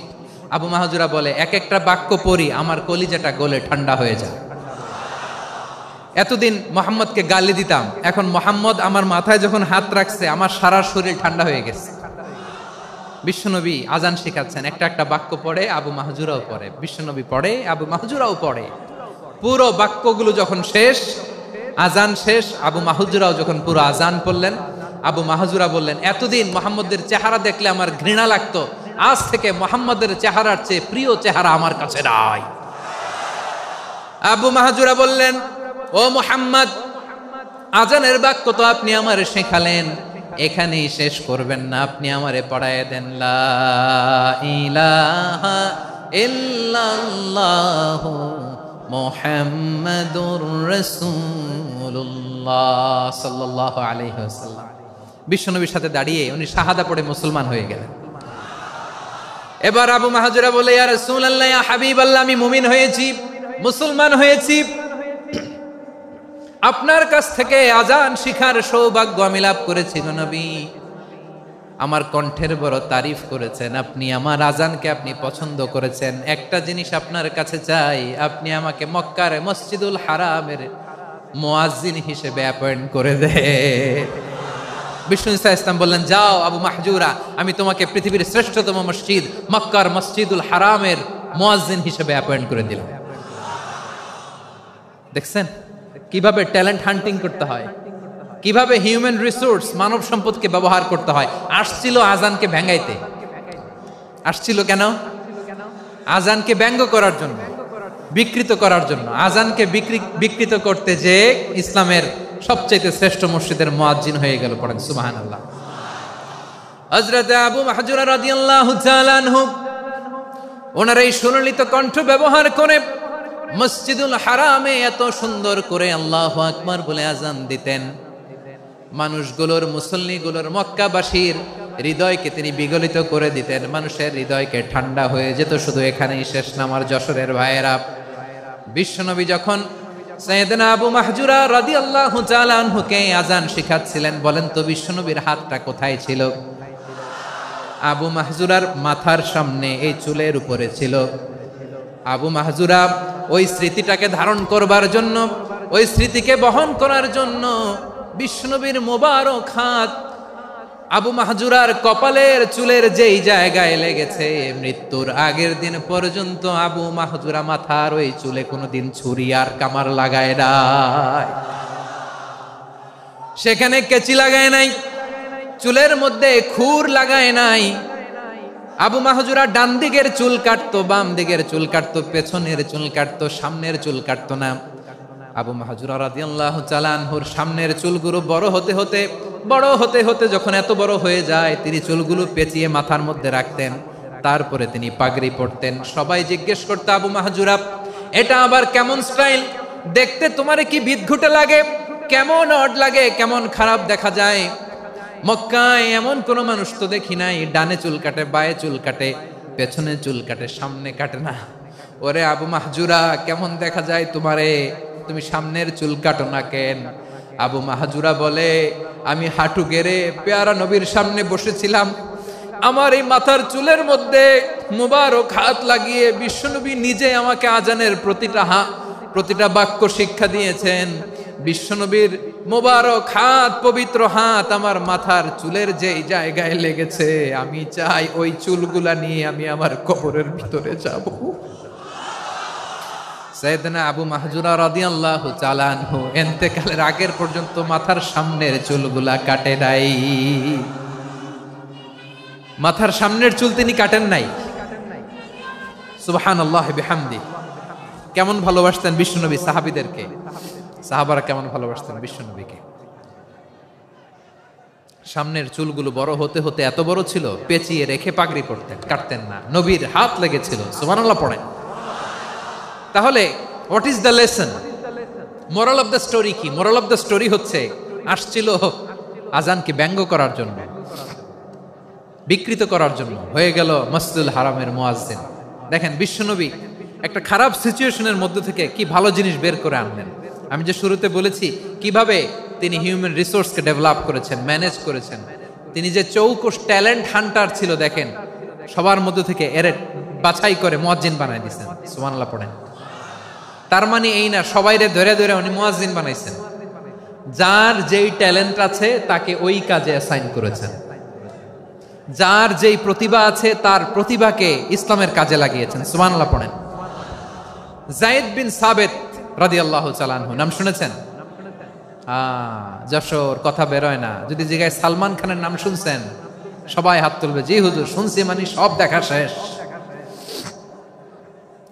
সালমান খান, আমির খান, অমুক খান, সব খান মুখস্থ, কিন্তু যায়েদ বিন সাবিতের নাম মুখস্থ নাই মুসলমানদের। যেই সাহাবী মাথার সামনের চুল কাটে নাই, মসজিদুল হারামের মুয়াজ্জিন বানাইছেন বিশ্বনবী, সাহাবীর নাম কি? খায়া ফেলাইস, স্লোগানের সাথে খায়া ফেলাইস। আবু মাহজুরা। কি নাম? আবু মাহজুরা আল জুমাহি রাদিয়াল্লাহু তাআলা আনহু। এই নামটা আজকে নিয়ে যাইতে হবে যশোর।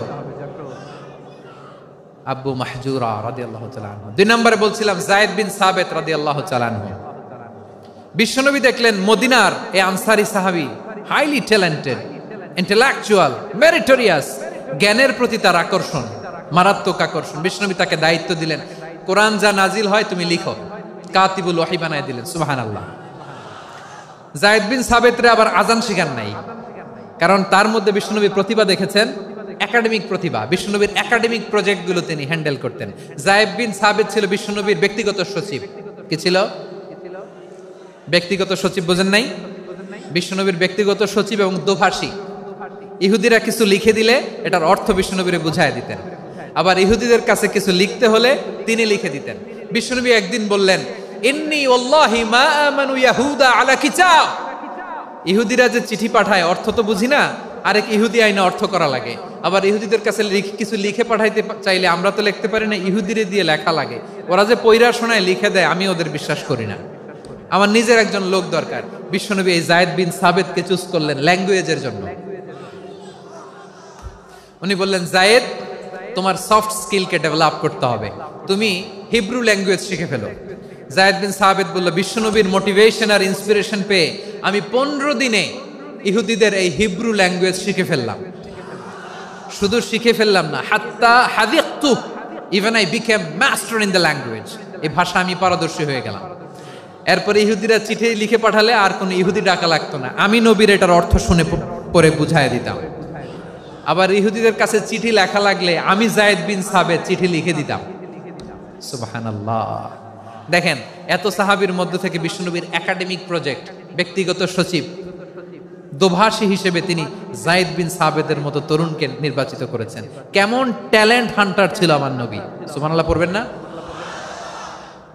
বিশ্বনবীর ইন্তেকালের পরে সাইয়েদনা আবু বকর রাদিয়াল্লাহু তাআলা আনহু যখন খলিফা হয়ে আসলেন, কোরআনকে সংকলনের দায়িত্ব দেয়া লাগবে, কোন সাহাবীকে দিবেন? সব সাহাবারা মিলে পরামর্শ করলেন। সাইয়েদনা আবু বকর, ওমর সবাই মিলে এই বিশাল কোরআন সংকলনের গুরু দায়িত্ব বিশ্বনবীর ব্যক্তিগত সচিব, বিশ্বনবীর দোভাষী, বিশ্বনবীর সিলেক্ট করাই লোক যায়েদ ইবনে সাবিত রাদিয়াল্লাহু তাআলা আনহুকে দিয়েছে। কোরআনের কপি তো আজকে এখানে রাখে নাই। এই যে আজকের যে কোরআন পড়েন, এটা আগে এরকম ছিল না। কোরআন নাজিল হলে সাহাবারা চামড়ার, ওটের চামড়ায় লিখে ফেলতো, ওটের চ্যাপ্টা হাড্ডির মধ্যে লিখে ফেলতো, গাছের গুড়ির মধ্যে লিখে ফেলতো। বিভিন্ন জনের কাছে ছড়ানো ছিটানো ছিল। আবু বকর রাদিয়াল্লাহু তাআলা আনহু একসাথে করলেন। পরবর্তীতে উসমান রাদিয়াল্লাহু তাআলা আনহু একসাথে করলেন 114 সূরার। এখন এই মুসহাফ, এই কম্পাইলেশন, এই কপি আমরা পেয়েছি, যার হিউজ কন্ট্রিবিউশন ছিল। এই পুরো কোরআন কম্পাইলেশনের প্রজেক্ট ম্যানেজার ছিল যায়েদ বিন সাবিত রাদিয়াল্লাহু তাআলা। কোরআন কম্পাইলেশনের প্রজেক্ট ম্যানেজার। দেখেন, উনারে মাথায় হাত দিয়ে আজান শিখায় নাই, সুবহানাল্লাহ কইবেন না? তাহলে প্রথম সাহাবী আবু মাহজুরাকে মুয়াজ্জিন বানাইলেন, যায়েদ বিন সাবিতকে ব্যক্তিগত সচিব আর দোভাষী বানালেন, মুসআব ইবনে উমাইর রাদিয়াল্লাহু তাআলা আনহুকে ইসলামের প্রথম অ্যাম্বাসেডর বানালেন। তাহলে তৃতীয় নাম্বার একজন সাহাবীর নাম বলছি, মুসআব ইবনে উমাইর। মুসআব কি নাম? নামটা কেমন লাগে? এই কয়েকজনের ভাল লাগে, বাকিদের ভাল লাগে না? ভাল লাগে? এই এই আর কয়েকটা মিনিট দেওয়া যাবে না আমাকে আল্লাহর রাস্তে? হ্যাঁ, ঠিক আছে। আমি তোমাদেরকে ভালোবাসা দেখাবো, দোয়া করব, যদি চুপ থাকো, একেবারে চুপ, কষ্ট সহ্য করো। বাকিরা যা সওয়াব পাবে তোমরা ডবল পাবা, যেহেতু কষ্ট বেশি, কিন্তু চুপ। 3 নাম্বার সাহাবীর নাম মুসআব। এই ধাক্কাধাক্কি কেন? ধাক্কাধাক্কি কেন রে ভাই? না না না, এরকম হইলে আসবো না যশোর, আমি আর আসবো না। হয় পিছনে চলে যাও, নাহলে চুপ, ধাক্কাধাক্কি নেই। 3 নাম্বার সাহাবীর নাম মুসআব। কি নাম? He was the first ambassador in Islam. ইসলামের প্রথম ডিপ্লোম্যাট, প্রথম কূটনৈতিক, ইসলামের প্রথম কূটনৈতিক, ইসলামের প্রথম ডিপ্লোম্যাট, প্রথম অ্যাম্বাসেডর মুসআব ইবনে উমাইর। মক্কার তরুণ যুবক, উনি পারফিউম লাগাইলে মানুষ দেখলেই বুঝতো এটা মুসআব লাগাইছে। এমন ড্যাশিং ফেসের ছিল, এমন স্মার্ট ড্যাশিং ফেস, এমন পার্সোনালিটির মানুষ ছিল মুসআব রাদিয়াল্লাহু তাআলা আনহু। কারণ যিনি ইসলামের স্পোকম্যান হবেন, মুখপাত্র হবেন, তার স্মার্ট হওয়ার দরকার আছে না নাই? আকাবার প্রথম শপথ যখন হলো, তাদের সাথে বিষ্ণু ঈসা ইসলাম মদিনাতে একজন মুখপাত্র পাঠালেন, ডিপ্লোম্যাটকে পাঠালেন, অ্যাম্বাসেডর অফ ইসলাম। তিনি হচ্ছেন মুসআব ইবনে উমাইর। পড়েন সুবহানাল্লাহ। বিশ্বনবী দেখলেন সে অনেক স্মার্ট, তার ডেডিকেশন আছে, সিনসিয়ারিটি আছে, এবং মদিনায় যে আউস খাজরাজ গোত্রের নেতাদের সাথে ডিল করতে হবে, ইহুদিদের সাথে ডিল করতে হবে, ওখানে একজন পাক্কা জানু খেলোয়াড়ের দরকার আছে না নাই? মুসআব ইবনে উমাইর রাদিয়াল্লাহু তাআলা আনহু, ওনাকে বিষ্ণু ঈসা ইসলাম চুজ করলেন। এবং বিষ্ণু ঈসা ইসলামের এই চুজিংটা, এই সিলেকশনটা এত সুন্দর ছিল, তিনি মদিনাতে যে বিশ্বনবী আসার আগেই মদিনার জমিনকে তিনি উর্বর করে ফেলছেন। প্রতিটা ঘরে ঘরে কালিমার দাওয়াত তিনি পৌঁছায় দিচ্ছেন। জুমার বিধান নাজিল হয়েছে, কিন্তু মক্কায় পরিবেশ নাই জুমা পালনের। বিষ্ণু ঈসা ইসলাম একজনকে দিয়ে খবর পাঠালেন, যাও মদিনায় মুসাবকে যে বলো, মুসাব তো আমার শিক্ষক, আমার স্পোকম্যান, মদিনাতে যেন তারা জুমা কায়েম করে। বিশ্বনবীর আগেই মুসআব মদিনার মুসলিমদেরকে নিয়ে মদিনায় প্রথম জুমা কায়েম করে ফেলছে। কোন সুবহানাল্লাহ। ডিপ্লোম্যাটদের কেমন হইতে হয়, অ্যাম্বাসেডারের কেমন হইতে হয়, মুসআব রাদিয়াল্লাহু তাআলা আনহুর কাছ থেকে শিখে নাও। মুসআব নামটা কেমন লাগে? যশোর যাদের সন্তান হবে, ছেলে সন্তান, আমার রাস্তায় পাইলে সবাই জিজ্ঞেস করে, হুজুর একটা নাম দেন, আমার ছেলে হবে। যশোরবাসীর জন্য আমি একটা নাম দিয়ে দিলাম, নাম রাখতে হবে মুসআব। কি নাম? নামটা যাদের ভাল লাগে, ছেলে সন্তান অনাগত আসবে, মনে চাইলে নাম রেখে দিবেন মুসআব রাদিয়াল্লাহু তাআলা আনহুর নামে মুসআব। তাহলে মুসআব রাদিয়াল্লাহু তাআলা আনহুকে বিশ্বনবী ল্যাঙ্গুয়েজ শিখান নাই, সফট স্কিল শিখান নাই। যায়েদ রাদিয়াল্লাহু তিনি হিব্রু ল্যাঙ্গুয়েজ শিখেছেন, সুরিয়ানি শিখেছেন, কিন্তু মুসআবকে তিনি বানিয়েছেন the spokesman of Islam, the first diplomat, the ambassador of Islam. সুবহানাল্লাহ পড়বেন না? আব্দুল্লাহ ইবনে আব্বাস রাদিয়াল্লাহু তাআলা আনহু বিশ্বনবীর কাজিন, চাচাতো ভাই। আবার মাইমুনা রাদিয়াল্লাহু তাআলা আনহু, মাইমুনা নবীর স্ত্রী, তিনি ছিলেন আব্দুল্লাহর আপন খালা। তো নবীর বউ যদি ওনার খালা হয়, নবী তার কি? বুঝে নাই, নবী তার কি? খালু। তাহলে সম্পর্ক অনেক গভীর, কাজিন আবার খালু। ছোট্ট মানুষ, তাই রাতে মাঝে মাঝে ঘরে থাকতো। বিশ্বনবী দেখলেন আব্দুল্লাহ যেহেতু আমার ঘরে ঢুকতে পারে, আব্দুল্লাহরে এই উম্মতের বড় শিক্ষাবিদ বানাইতে হবে। কথা বোঝে নাই? আব্দুল্লাহকে কি বানাইতে হবে? শিক্ষাবিদ, এডুকেটর অফ দিস উম্মাহ, এই উম্মার শিক্ষাবিদ বানাইতে হবে। তাই আব্দুল্লাহ ইবনে আব্বাসকে বিশ্বনবী হাতে কলমে শিক্ষা দিয়েছেন। আহারে, আর এরপরে যে কি ভাষা আসবে তোমাদের জন্য আমার মুখ থেকে আমি নিজেও জানি না। 1 ঘন্টা যাবত ধাক্কা ধাক্কি মারামারি, তো আসতে বলছে কে তোমাকে? পেছনে চলে যাও, জায়গা না পেলে। পুরো প্রোগ্রামটাই নষ্ট করে দিল।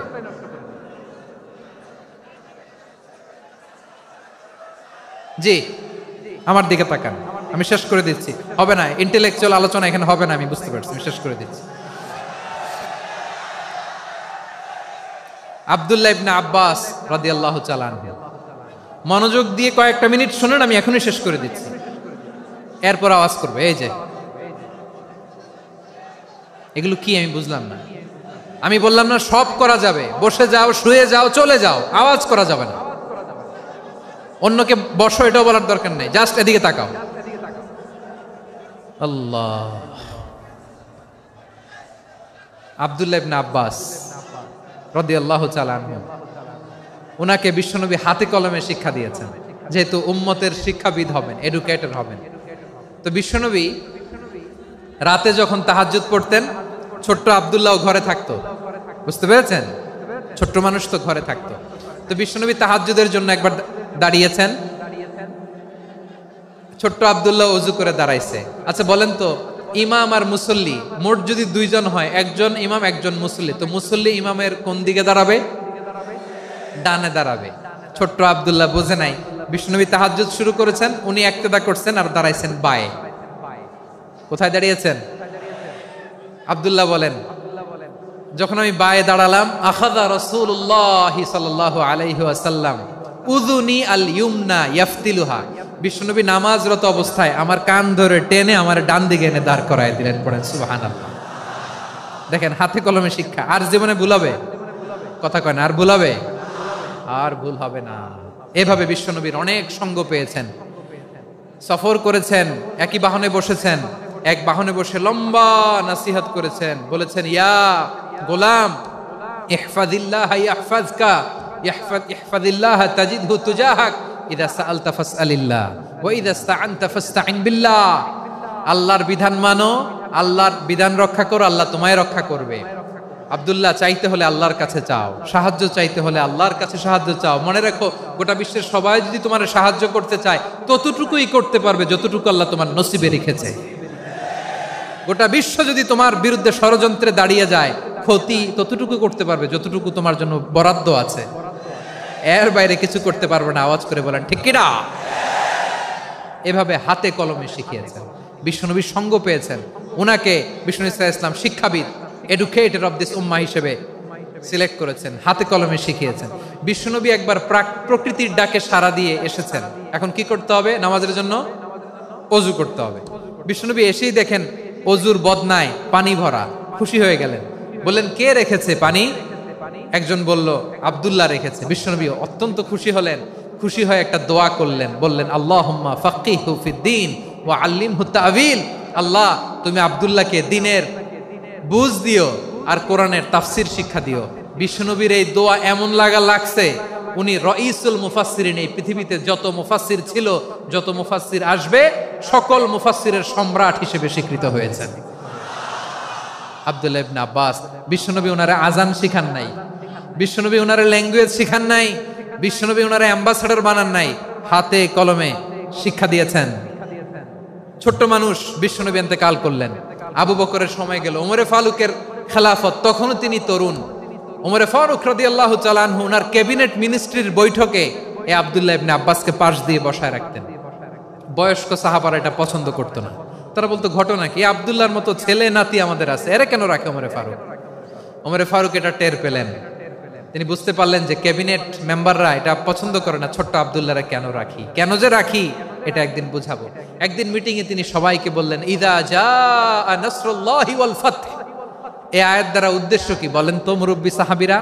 এক সাহাবী বলেন, এই সূরা দ্বারা উদ্দেশ্য, আল্লাহ বলেছেন আমাদেরকে বিভিন্ন ল্যান্ড, বিভিন্ন এলাকা বিজয় করতে হবে। ওমরে ফারুক বললেন, না, হয়নি। আরেকজন বললেন, বিজয় হওয়ার পর আমাদের বেশি বেশি আল্লাহর বরত্বের ঘোষণা দিতে হবে, এটা উদ্দেশ্য। ওমরে ফারুক বললেন, না, হয় নাই। যারে জিজ্ঞেস করেন কেউ পারে না। সব শেষে বিশ্বনবী ছোট্ট আব্দুল্লাহরে বলেন, আব্দুল্লাহ, ইদা জাআ নাসরুল্লাহি ওয়াল ফাতহ, এর দ্বারা উদ্দেশ্য কি বলো তো? ছোট্ট আব্দুল্লাহ বলেন, হুয়া আজালু রাসূলিল্লাহ। এই আয়াত দ্বারা বিশ্বনবীর বিদায়কে উদ্দেশ্য নেওয়া হয়েছে। ওমরে ফারুক বললেন, হাযা হুয়া, এটাই তো সঠিক উত্তর, এটাই সঠিক তাফসীর এই আয়াতের। কারণ ইদা জাআ নাসরুল্লাহি ওয়াল ফাতহ, যখন আল্লাহর সাহায্য আর বিজয় আসবে, ওয়া রাআইতান নাসা ইয়াদখুলুনা ফি দীনিল্লাহি আফওয়াজা, আপনি দেখবেন দলে দলে ঢলে ঢলে বানের পানির মতো মানুষ ইসলামের দিকে ঢুকতেছে, ইসলামের বিজয় হয়েছে। তো ইসলামের বিজয়ের মিশন নিয়ে নবী আসছে, বিজয়ী যখন হয়ে গেছে এখন তো নবীর বিদায় হবে। জোরে বলেন ঠিক কিনা? কোন সাহাবী এই সূক্ষ্ম কথাটা ধরতে পারে নাই, ওই আব্দুল্লাহ ছাড়া। আব্দুল্লাহ যখন উত্তর দিছে, সব সাহাবীদের টনক নড়েছে। এরপর থেকে কোনো ক্যাবিনেট মিটিং এ আর কোনো সাহাবারা কোনো প্রশ্ন করে নাই, আওয়াজ করে পড়েন সুবহানাল্লাহ। বিশ্বনবী আব্দুল্লাহ ইবনে আব্বাসকে দ্য এডুকেটর অফ দ্য উম্মাহ, উম্মার শিক্ষাবিদ হিসেবে গ্রহণ করেছেন। আওয়াজ করে পড়তে হবে আল্লাহু আকবার। সাহাবীদের নামগুলো মনে থাকবে? 1 নম্বরে আবু মাহজুরা, মুয়াজ্জিন বানাইছেন। যায়েদ ইবনে সাবিত, দোভাষী, ট্রান্সলেটর অফ প্রফেট, এবং তিনি ছিলেন বিশ্বনবীর ব্যক্তিগত সচিব। Musab ibn Umair, the first ambassador and diplomat of Islam. Abdullah ibn Abbas, এই উম্মার সবচেয়ে বড় এডুকেটর, শিক্ষাবিদ। আরেকজন ছিল আব্দুল্লাহ ইবনে মাসউদ রাদিয়াল্লাহু তাআলা। 2 আব্দুল্লাহ, আব্বাস গেল, আরেকজন হচ্ছে মাসউদ। মক্কার তরুণ, ছাগল পালতো মুশরিকের বিশ্বনবী আর আবু বকর রাদিয়াল্লাহু তাআলা আনহু একবার গেলেন, যে দেখে এই তরুণ দাঁড়ায় আছে। বিশ্বনবী বলেন, আমি খুব ক্ষুধার্ত, তোমার কাছে কি দুধ আছে ছাগলের? আব্দুল্লাহ ইবনে মাসউদ বলে, আছে। ওয়ালাকিন আনা মুতামান, কিন্তু যে দুধ আছে এটা আমানতের, আমি দিতে পারবো না। বিশ্বনবী এইটা শুনেই তার টার্গেট করে ফেলছে। আনা মুতামান, দুধ আছে কিন্তু এটা আমার মালিকের, আমি তো দরদ দেখাই, আমার মালিকের দুধ আপনি পথিক, আপনারে দিতে পারি না। বিশ্বনবী টার্গেট করে ফেলছেন, এরে আমার কাজে লাগাইতে হবে। বিশ্বনবী বললেন, আচ্ছা ঠিক আছে, দুধ দিও না, কিন্তু এমন ছাগি আছে কিনা যেই ছাগির সাথে কোনো ছাগলের মিলন হয় নাই, তার ওলানে দুধও আসে নাই, বাচ্চাও নাই, এরকম ছাগির থেকে যদি আমি দুধ খাই তাহলে তো সমস্যা নাই। বলতেছে, এরকম ছাগির থেকে দুধ খাইলে সমস্যা নাই, কারণ এরকম ছাগির ওলান থেকে দুধ আসবেও না। বলতেছে, ঠিক আছে, এরকম একটা ছাগি নিয়ে আসা হলো। বিশ্বনবী বিসমিল্লাহ বলে ওই ছাগির ওলানে হাত দিলেন। হাত দিতে দেরি, পুরো ওলানটা দুধে ভরে যেতে দেরি হয় না। বিশ্বনবী আর আবু বকর রাদিয়াল্লাহু তাআলা আনহু দহন করে পেট ভরে খেলেন। এই দৃশ্য আব্দুল্লাহ ইবনে মাসউদের হৃদয়ে দাগ কাটলো। এই মুজিজা দেখে তিনি বললেন, আশহাদু আল্লা ইলাহা ইল্লাল্লাহ ওয়া আশহাদু আন্না মুহাম্মাদুর রাসূলুল্লাহ। তিনি ষষ্ঠ মুসলিম ছিলেন, 6 নম্বর মুসলমান। ওনাকে টার্গেট করে বিশ্বনবী দেখলেন এমন ইন্টেলেকচুয়াল ব্রেন, উনি সূক্ষ্ম সূক্ষ্ম জিনিস বুঝে বেশি, ফিকহি জ্ঞান ওনার মধ্যে বেশি। বিশ্বনবী ওনাকে কোরআনের জ্ঞান শিক্ষা দিতে লাগলেন। উনি বিশ্বনবী সবার কাছে কোরআন শোনায়, কিন্তু বিশ্বনবী নিজে আব্দুল্লাহ ইবনে মাসউদের কাছ থেকে কোরআন শুনতো। বিশ্বনবী একবার বললেন, ইকরা আলাইয়া ইয়া মাসউদ। ইবনে মাসউদ, একবার শোনাও তো কোরআন দেখি। আব্দুল্লাহ ইবনে মাসউদ বলে, আকরাউ আলাইকা ওয়া আলাইকা উনজিল। নবী, আপনার উপর কোরআন নাজিল হয় আর আমি আপনার সামনে কোরআন পড়ব। বিশ্বনবী বললেন, ইন্নী উহিব্বু আন আসমাআহু মিন গায়রি। আমি নিজে পড়তে যেমনি ভালোবাসি, অন্যে পড়ুক আমি শুনবো, এটাও আমি ভালোবাসি। সূরা নিসা তিনি তেলাওয়াত করে শুনিয়েছেন। এমন সূক্ষ্ম সূক্ষ্ম বিষয় বিশ্বনবী উনাকে ধরিয়ে দিয়েছেন। উনি হয়ে গিয়েছেন আব্দুল্লাহ ইবনে আব্বাস, হয়েছেন রাইসুল মুফাসসিরিন, উনি হয়ে গিয়েছেন ফাকিহুল উম্মাহ। ওনার চাইতে বড় ফকি এই পৃথিবী আর দেখবে না। চিল্লায় বলেন সুবহানাল্লাহ। উনি বলতেন, ওয়াল্লাহি ওয়াল্লাহি ইল্লাযী লা ইলাহা গায়রু মা উনজিলাত সূরাতুন ইল্লা ওয়া আনা আ'লামু আইনা উনজিলাত ওয়া ফীমা উনজিলাত। বিশ্বনবী এমন ভাবে কোরআনের দার্স আমাকে দিয়েছেন, কোরআনে যত সূরা নাজিল হয়েছে, যেখানে নাজিল হোক না কেন আমি জানি এটা কোথায় নাজিল হয়েছে এবং কোন প্রেক্ষাপটে নাজিল হয়েছে। এমন একটা সূরা নাই যে সূরার কোথায় নাজিল হয়েছে আমি মাসুদের জানা নাই, কোন প্রেক্ষাপটে নাজিল হয়েছে আমার জানা নাই। এরকম ঘটবে না। চিল্লায় বলেন আল্লাহু আকবার। এই আব্দুল্লাহ ইবনে মাসউদ রাদিয়াল্লাহু তাআলা আনহু ওমর ফারুকের সময় কুফার চিফ জাস্টিস ছিলেন। কুফা নগরীর চিফ জাস্টিস। চিফ জাস্টিস বুঝেন নাই? বিচারপতি। কি ছিলেন? সবাই বলে নাই, কি ছিলেন? বিচারপতি ছিলেন। এবং ওনার যে ফিকহি জ্ঞানের ধারা, এটাই আলকামা, ইব্রাহিম আন-নাখাই, হাম্মাদ ইবনে সুলাইমান হয়ে ইমাম আবু হানিফা পর্যন্ত পৌঁছেছে। এবং ওনার ফিকহি জ্ঞানের ধারাই হানাফি মাযহাবে অ্যাকসেপ্ট হয়েছে। আজও এগুলো হানাফি মাযহাবে চর্চিত হয়। হানাফি মাযহাবের সব আব্দুল্লাহ ইবনে মাসউদের ফিকহি জ্ঞানের ধারা থেকে নেওয়া হয়েছে। চিল্লায় পড়েন সুবহানাল্লাহ। তাহলে উনাকে বিশ্বনবী বানিয়েছেন জুরিস্ট, জুরিস্ট, আইনবিদ, ফকিহ। উনারে আজান শিখান নাই। হিউম্যান রিসোর্স ডেভেলপমেন্ট কিভাবে করবেন, মানব সম্পদের উন্নয়ন কিভাবে করতে হয়, কিভাবে যার যেখানে প্রতিভা কাজে লাগাতে হয় উনি দেখিয়েছেন। সুবহানাল্লাহ পড়বেন না? খালিদ বিন ওয়ালিদ নাম শুনছেন? কে কে শোনেন নাই হাত তোলেন। কি ছিলেন? বীর যোদ্ধা, বীর যোদ্ধা ছিলেন খালিদ বিন ওয়ালিদ। কিন্তু তিনি ইসলাম ধর্ম গ্রহণ করেছেন অনেক দেরিতে, 8ম হিজরিতে। তার মানে 8ম হিজরির আগে উনি মুশরিকদের পক্ষে লড়াই করেছেন। ওনার হাতে কত মুসলিম সাহাবী যে নিহত হয়েছে হিসাব নাই। বিশ্বনবী টার্গেট করে রাখছে, তুমি আমাদের মুসলিমদের এত ক্ষতি করলা, তুমি যখন মুসলমান হবা তোমারে দিয়ে আমি এমন কাম করামু যে এটা আর কেউ করতে পারবে না। সুবহানাল্লাহ নাই? যশোর ক্লান্ত হয়ে গেছে।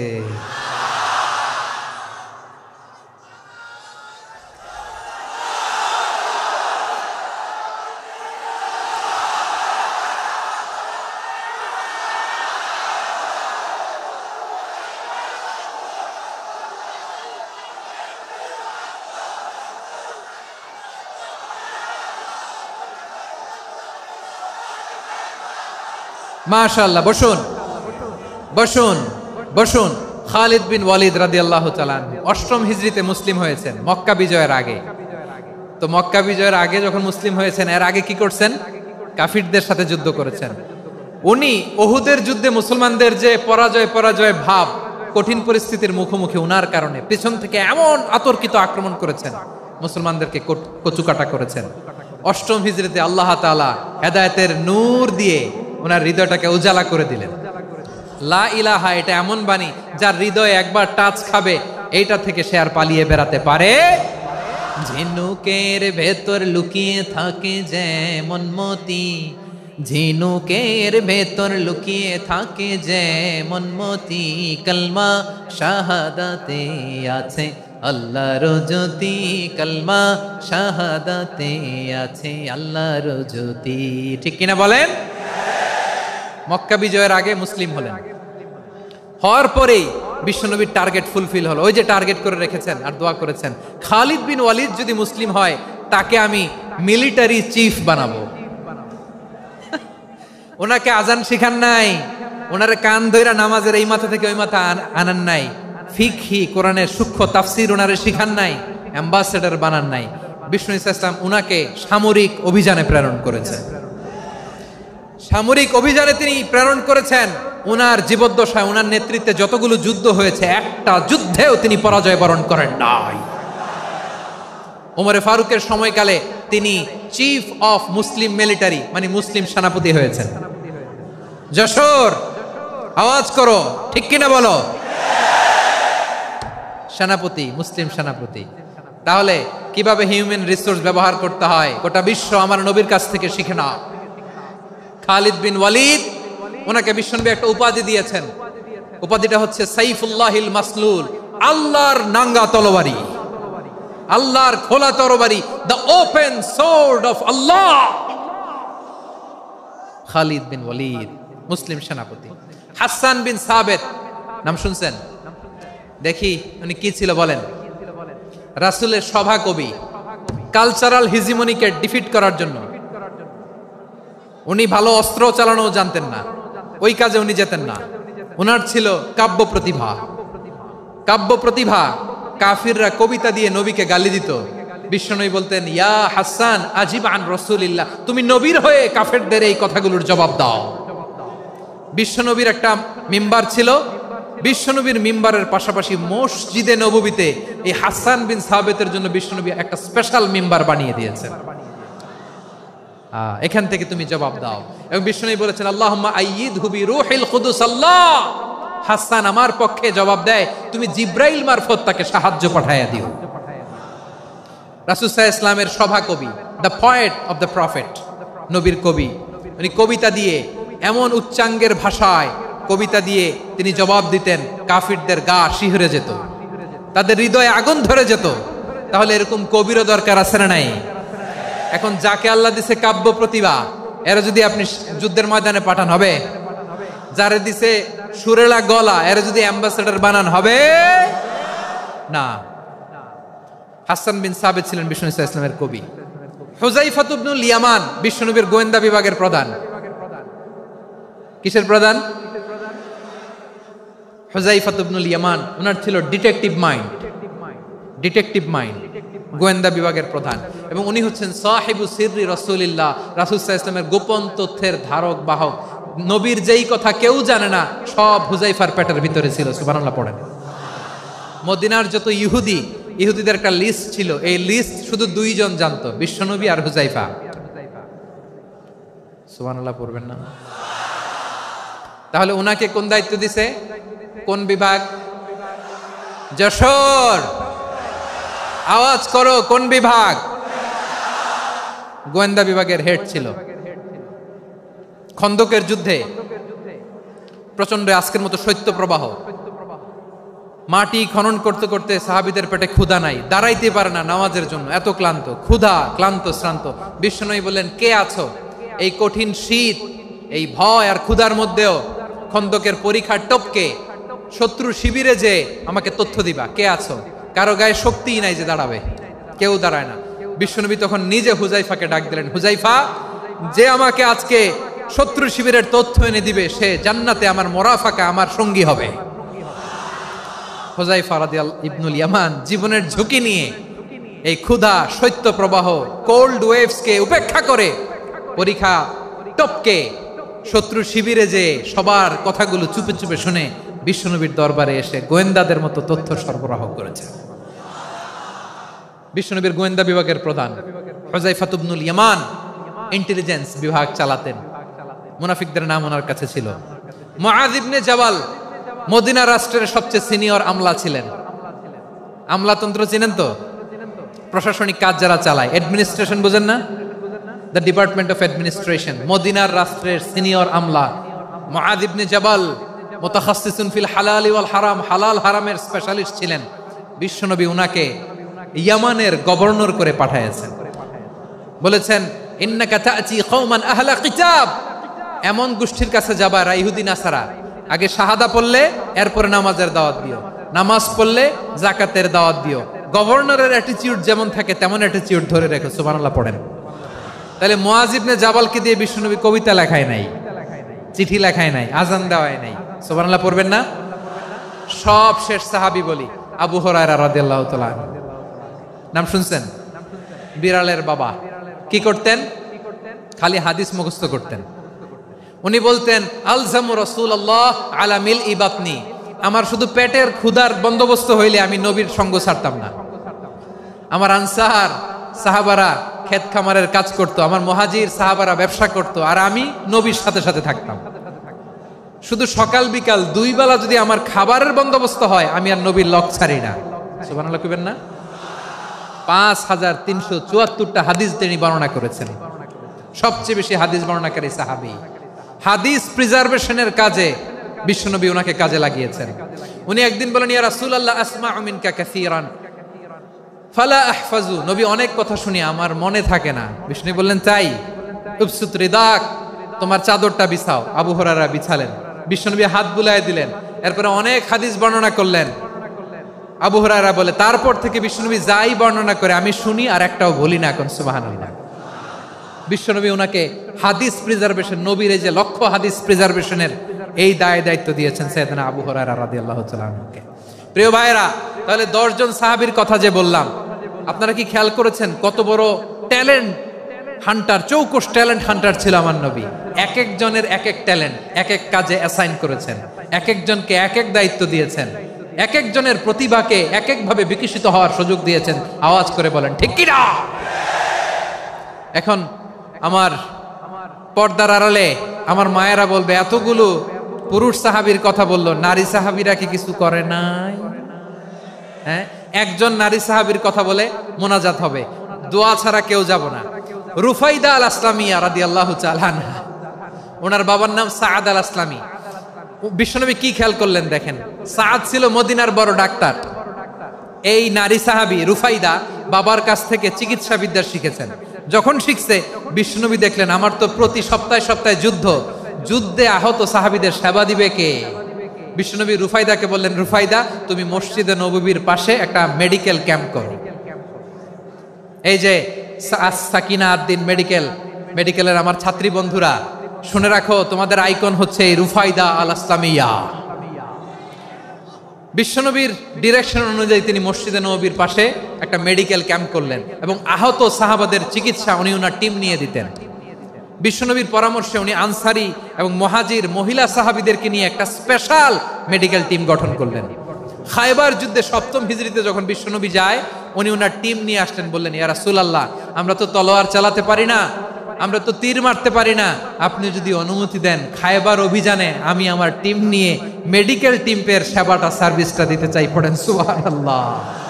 বিশ্বনবী অনুমতি দিলেন, যোদ্ধা সাহাবীদের সাথে রুফাইদা আল আসলামিয়া উনিও মেডিকেল টিম নিয়ে অগ্রসর হলেন। খায়বারের প্রতিটা আহত ইনজুর্ড সাহাবী যারা ইনজুরি শিকার হয়েছেন সবাই রুফাইদা আল আসলামিয়ার এই মেডিকেল ক্যাম্প থেকে চিকিৎসা সহায়তা পেয়েছেন। সুবহানাল্লাহ পড়েন। দেখেন কিভাবে বিশ্বনবী ট্যালেন্ট বাছাই করতেন, আপনি অবাক হবেন। বাহরাইনের মেডিকেল ইউনিভার্সিটিতে রুফাইদা আল আসলামিয়া মেডিকেল প্রাইজ অ্যাওয়ার্ড প্রতি বছর দেয়া হয়। যদি 8 দিনের এই মেডিকেল আমার বোনেরা যদি জেনে থাকো জানো, না হলে নতুন করে জানো, সার্চ দিও রুফাইদা আল আসলামিয়া মেডিকেল অ্যাওয়ার্ড বাহরাইনের ইউনিভার্সিটিতে দেওয়া হয়। প্রিয় ভাইয়েরা, তাহলে আলোচনার সামারি আমরা করি। বিশ্বনবী যার যেখানে ট্যালেন্ট তাকে ওইখানে কাজে লাগাতেন। আওয়াজ করে বলেন ঠিক কিনা? এবার একটা ইন্টারভিউ হবে, আওয়াজ করে বলেন, আবু মাহজুরাকে বিশ্বনবী কি বানাইছেন? হ্যাঁ, ভুলে গেছেন? সামনের চুলে হাত দিয়ে বিশ্বনবী কি সুন্দর গলায় আজান শিখালেন। মুয়াজ্জিন যায়েদ বিন সাবিতকে একাডেমিক প্রজেক্টের দায়িত্ব দিয়েছেন, তিনি ছিলেন বিশ্বনবীর দোভাষী ব্যক্তিগত সচিব। Musab ibn Umair the first ambassador of Islam, Abdullah ibn Abbas উম্মার বড় শিক্ষাবিদ মুফাসসির, আব্দুল্লাহ ইবনে মাসউদ ছিলেন জুরিস্ট। কি ছিলেন? জুরিস্ট ছিলেন, এই উম্মার সবচেয়ে বড় জুরিস্ট। খালিদ বিন ওয়ালিদ সেনাপ্রধান। হাসান বিন সাবিত ছিলেন বিশ্বনবীর সভাকবি। কি ছিলেন? বিশ্বনবীর সভাকবি ছিলেন। এরপরে হুযায়ফা ইবনুল ইয়ামান কি ছিলেন? গোয়েন্দা বিভাগের প্রধান। মুআয ইবনে জাবাল কি ছিলেন? সিনিয়র আমলা, ইয়ামানের গভর্নর। আবু হুরায়রা রাদিয়াল্লাহু তাআলা আনহু হাদিস প্রিজার্ভেশনের কাজ করেছেন। আর আমাদের রুফাইদা আল আসলামিয়া রাদিয়াল্লাহু তাআলা আনহা কি ছিলেন? নার্স ছিলেন, নার্স হয়ে মেডিকেল সেবা দিয়েছেন। প্রিয় ভাইয়েরা, পুরো আলোচনার যদি সামারি করি তাহলে বিশ্বনবী যেভাবে হিউম্যান রিসোর্সকে ম্যানেজ করেছেন, যার যেখানে প্রতিভা কাজে লাগিয়েছেন, আমরাও যদি করি আমাদের বাংলাদেশের চিত্র আমরা পাল্টে যেতে পারবো। আমরা শুরুতে শুনেছি মানুষের আছে অসীম সম্ভাবনা, প্রতিটা মানুষ অনন্য, যত্ন নিলে যথাযথ পরিচর্যা করলে মানুষ বিশ্ব জয় করতে পারে। ঠিক কিনা? আমাদের হাফেজে কোরআনের সামনে দাঁড়াতে পারে এমন কোনো হাফেজে কোরআন আল্লাহর জমিনে জন্ম হয় নাই। গোটা বিশ্ব কাঁপিয়ে তারা সেরা, আমাদের ক্রিকেটাররা সেরা, আমাদের তৈরি পোশাক শিল্প সেরা। এরকম অনেক অনেক সেরা জিনিস আছে, আমরা এগুলোরে নার্চারিং করতে পারি নাই, পরিচর্যা করতে পারি নাই, সঠিক তারবিয়াতের অভাব। তাহলে মানুষের অসীম সম্ভাবনাকে কাজে লাগাতে হবে। ঠিক কিনা বলেন?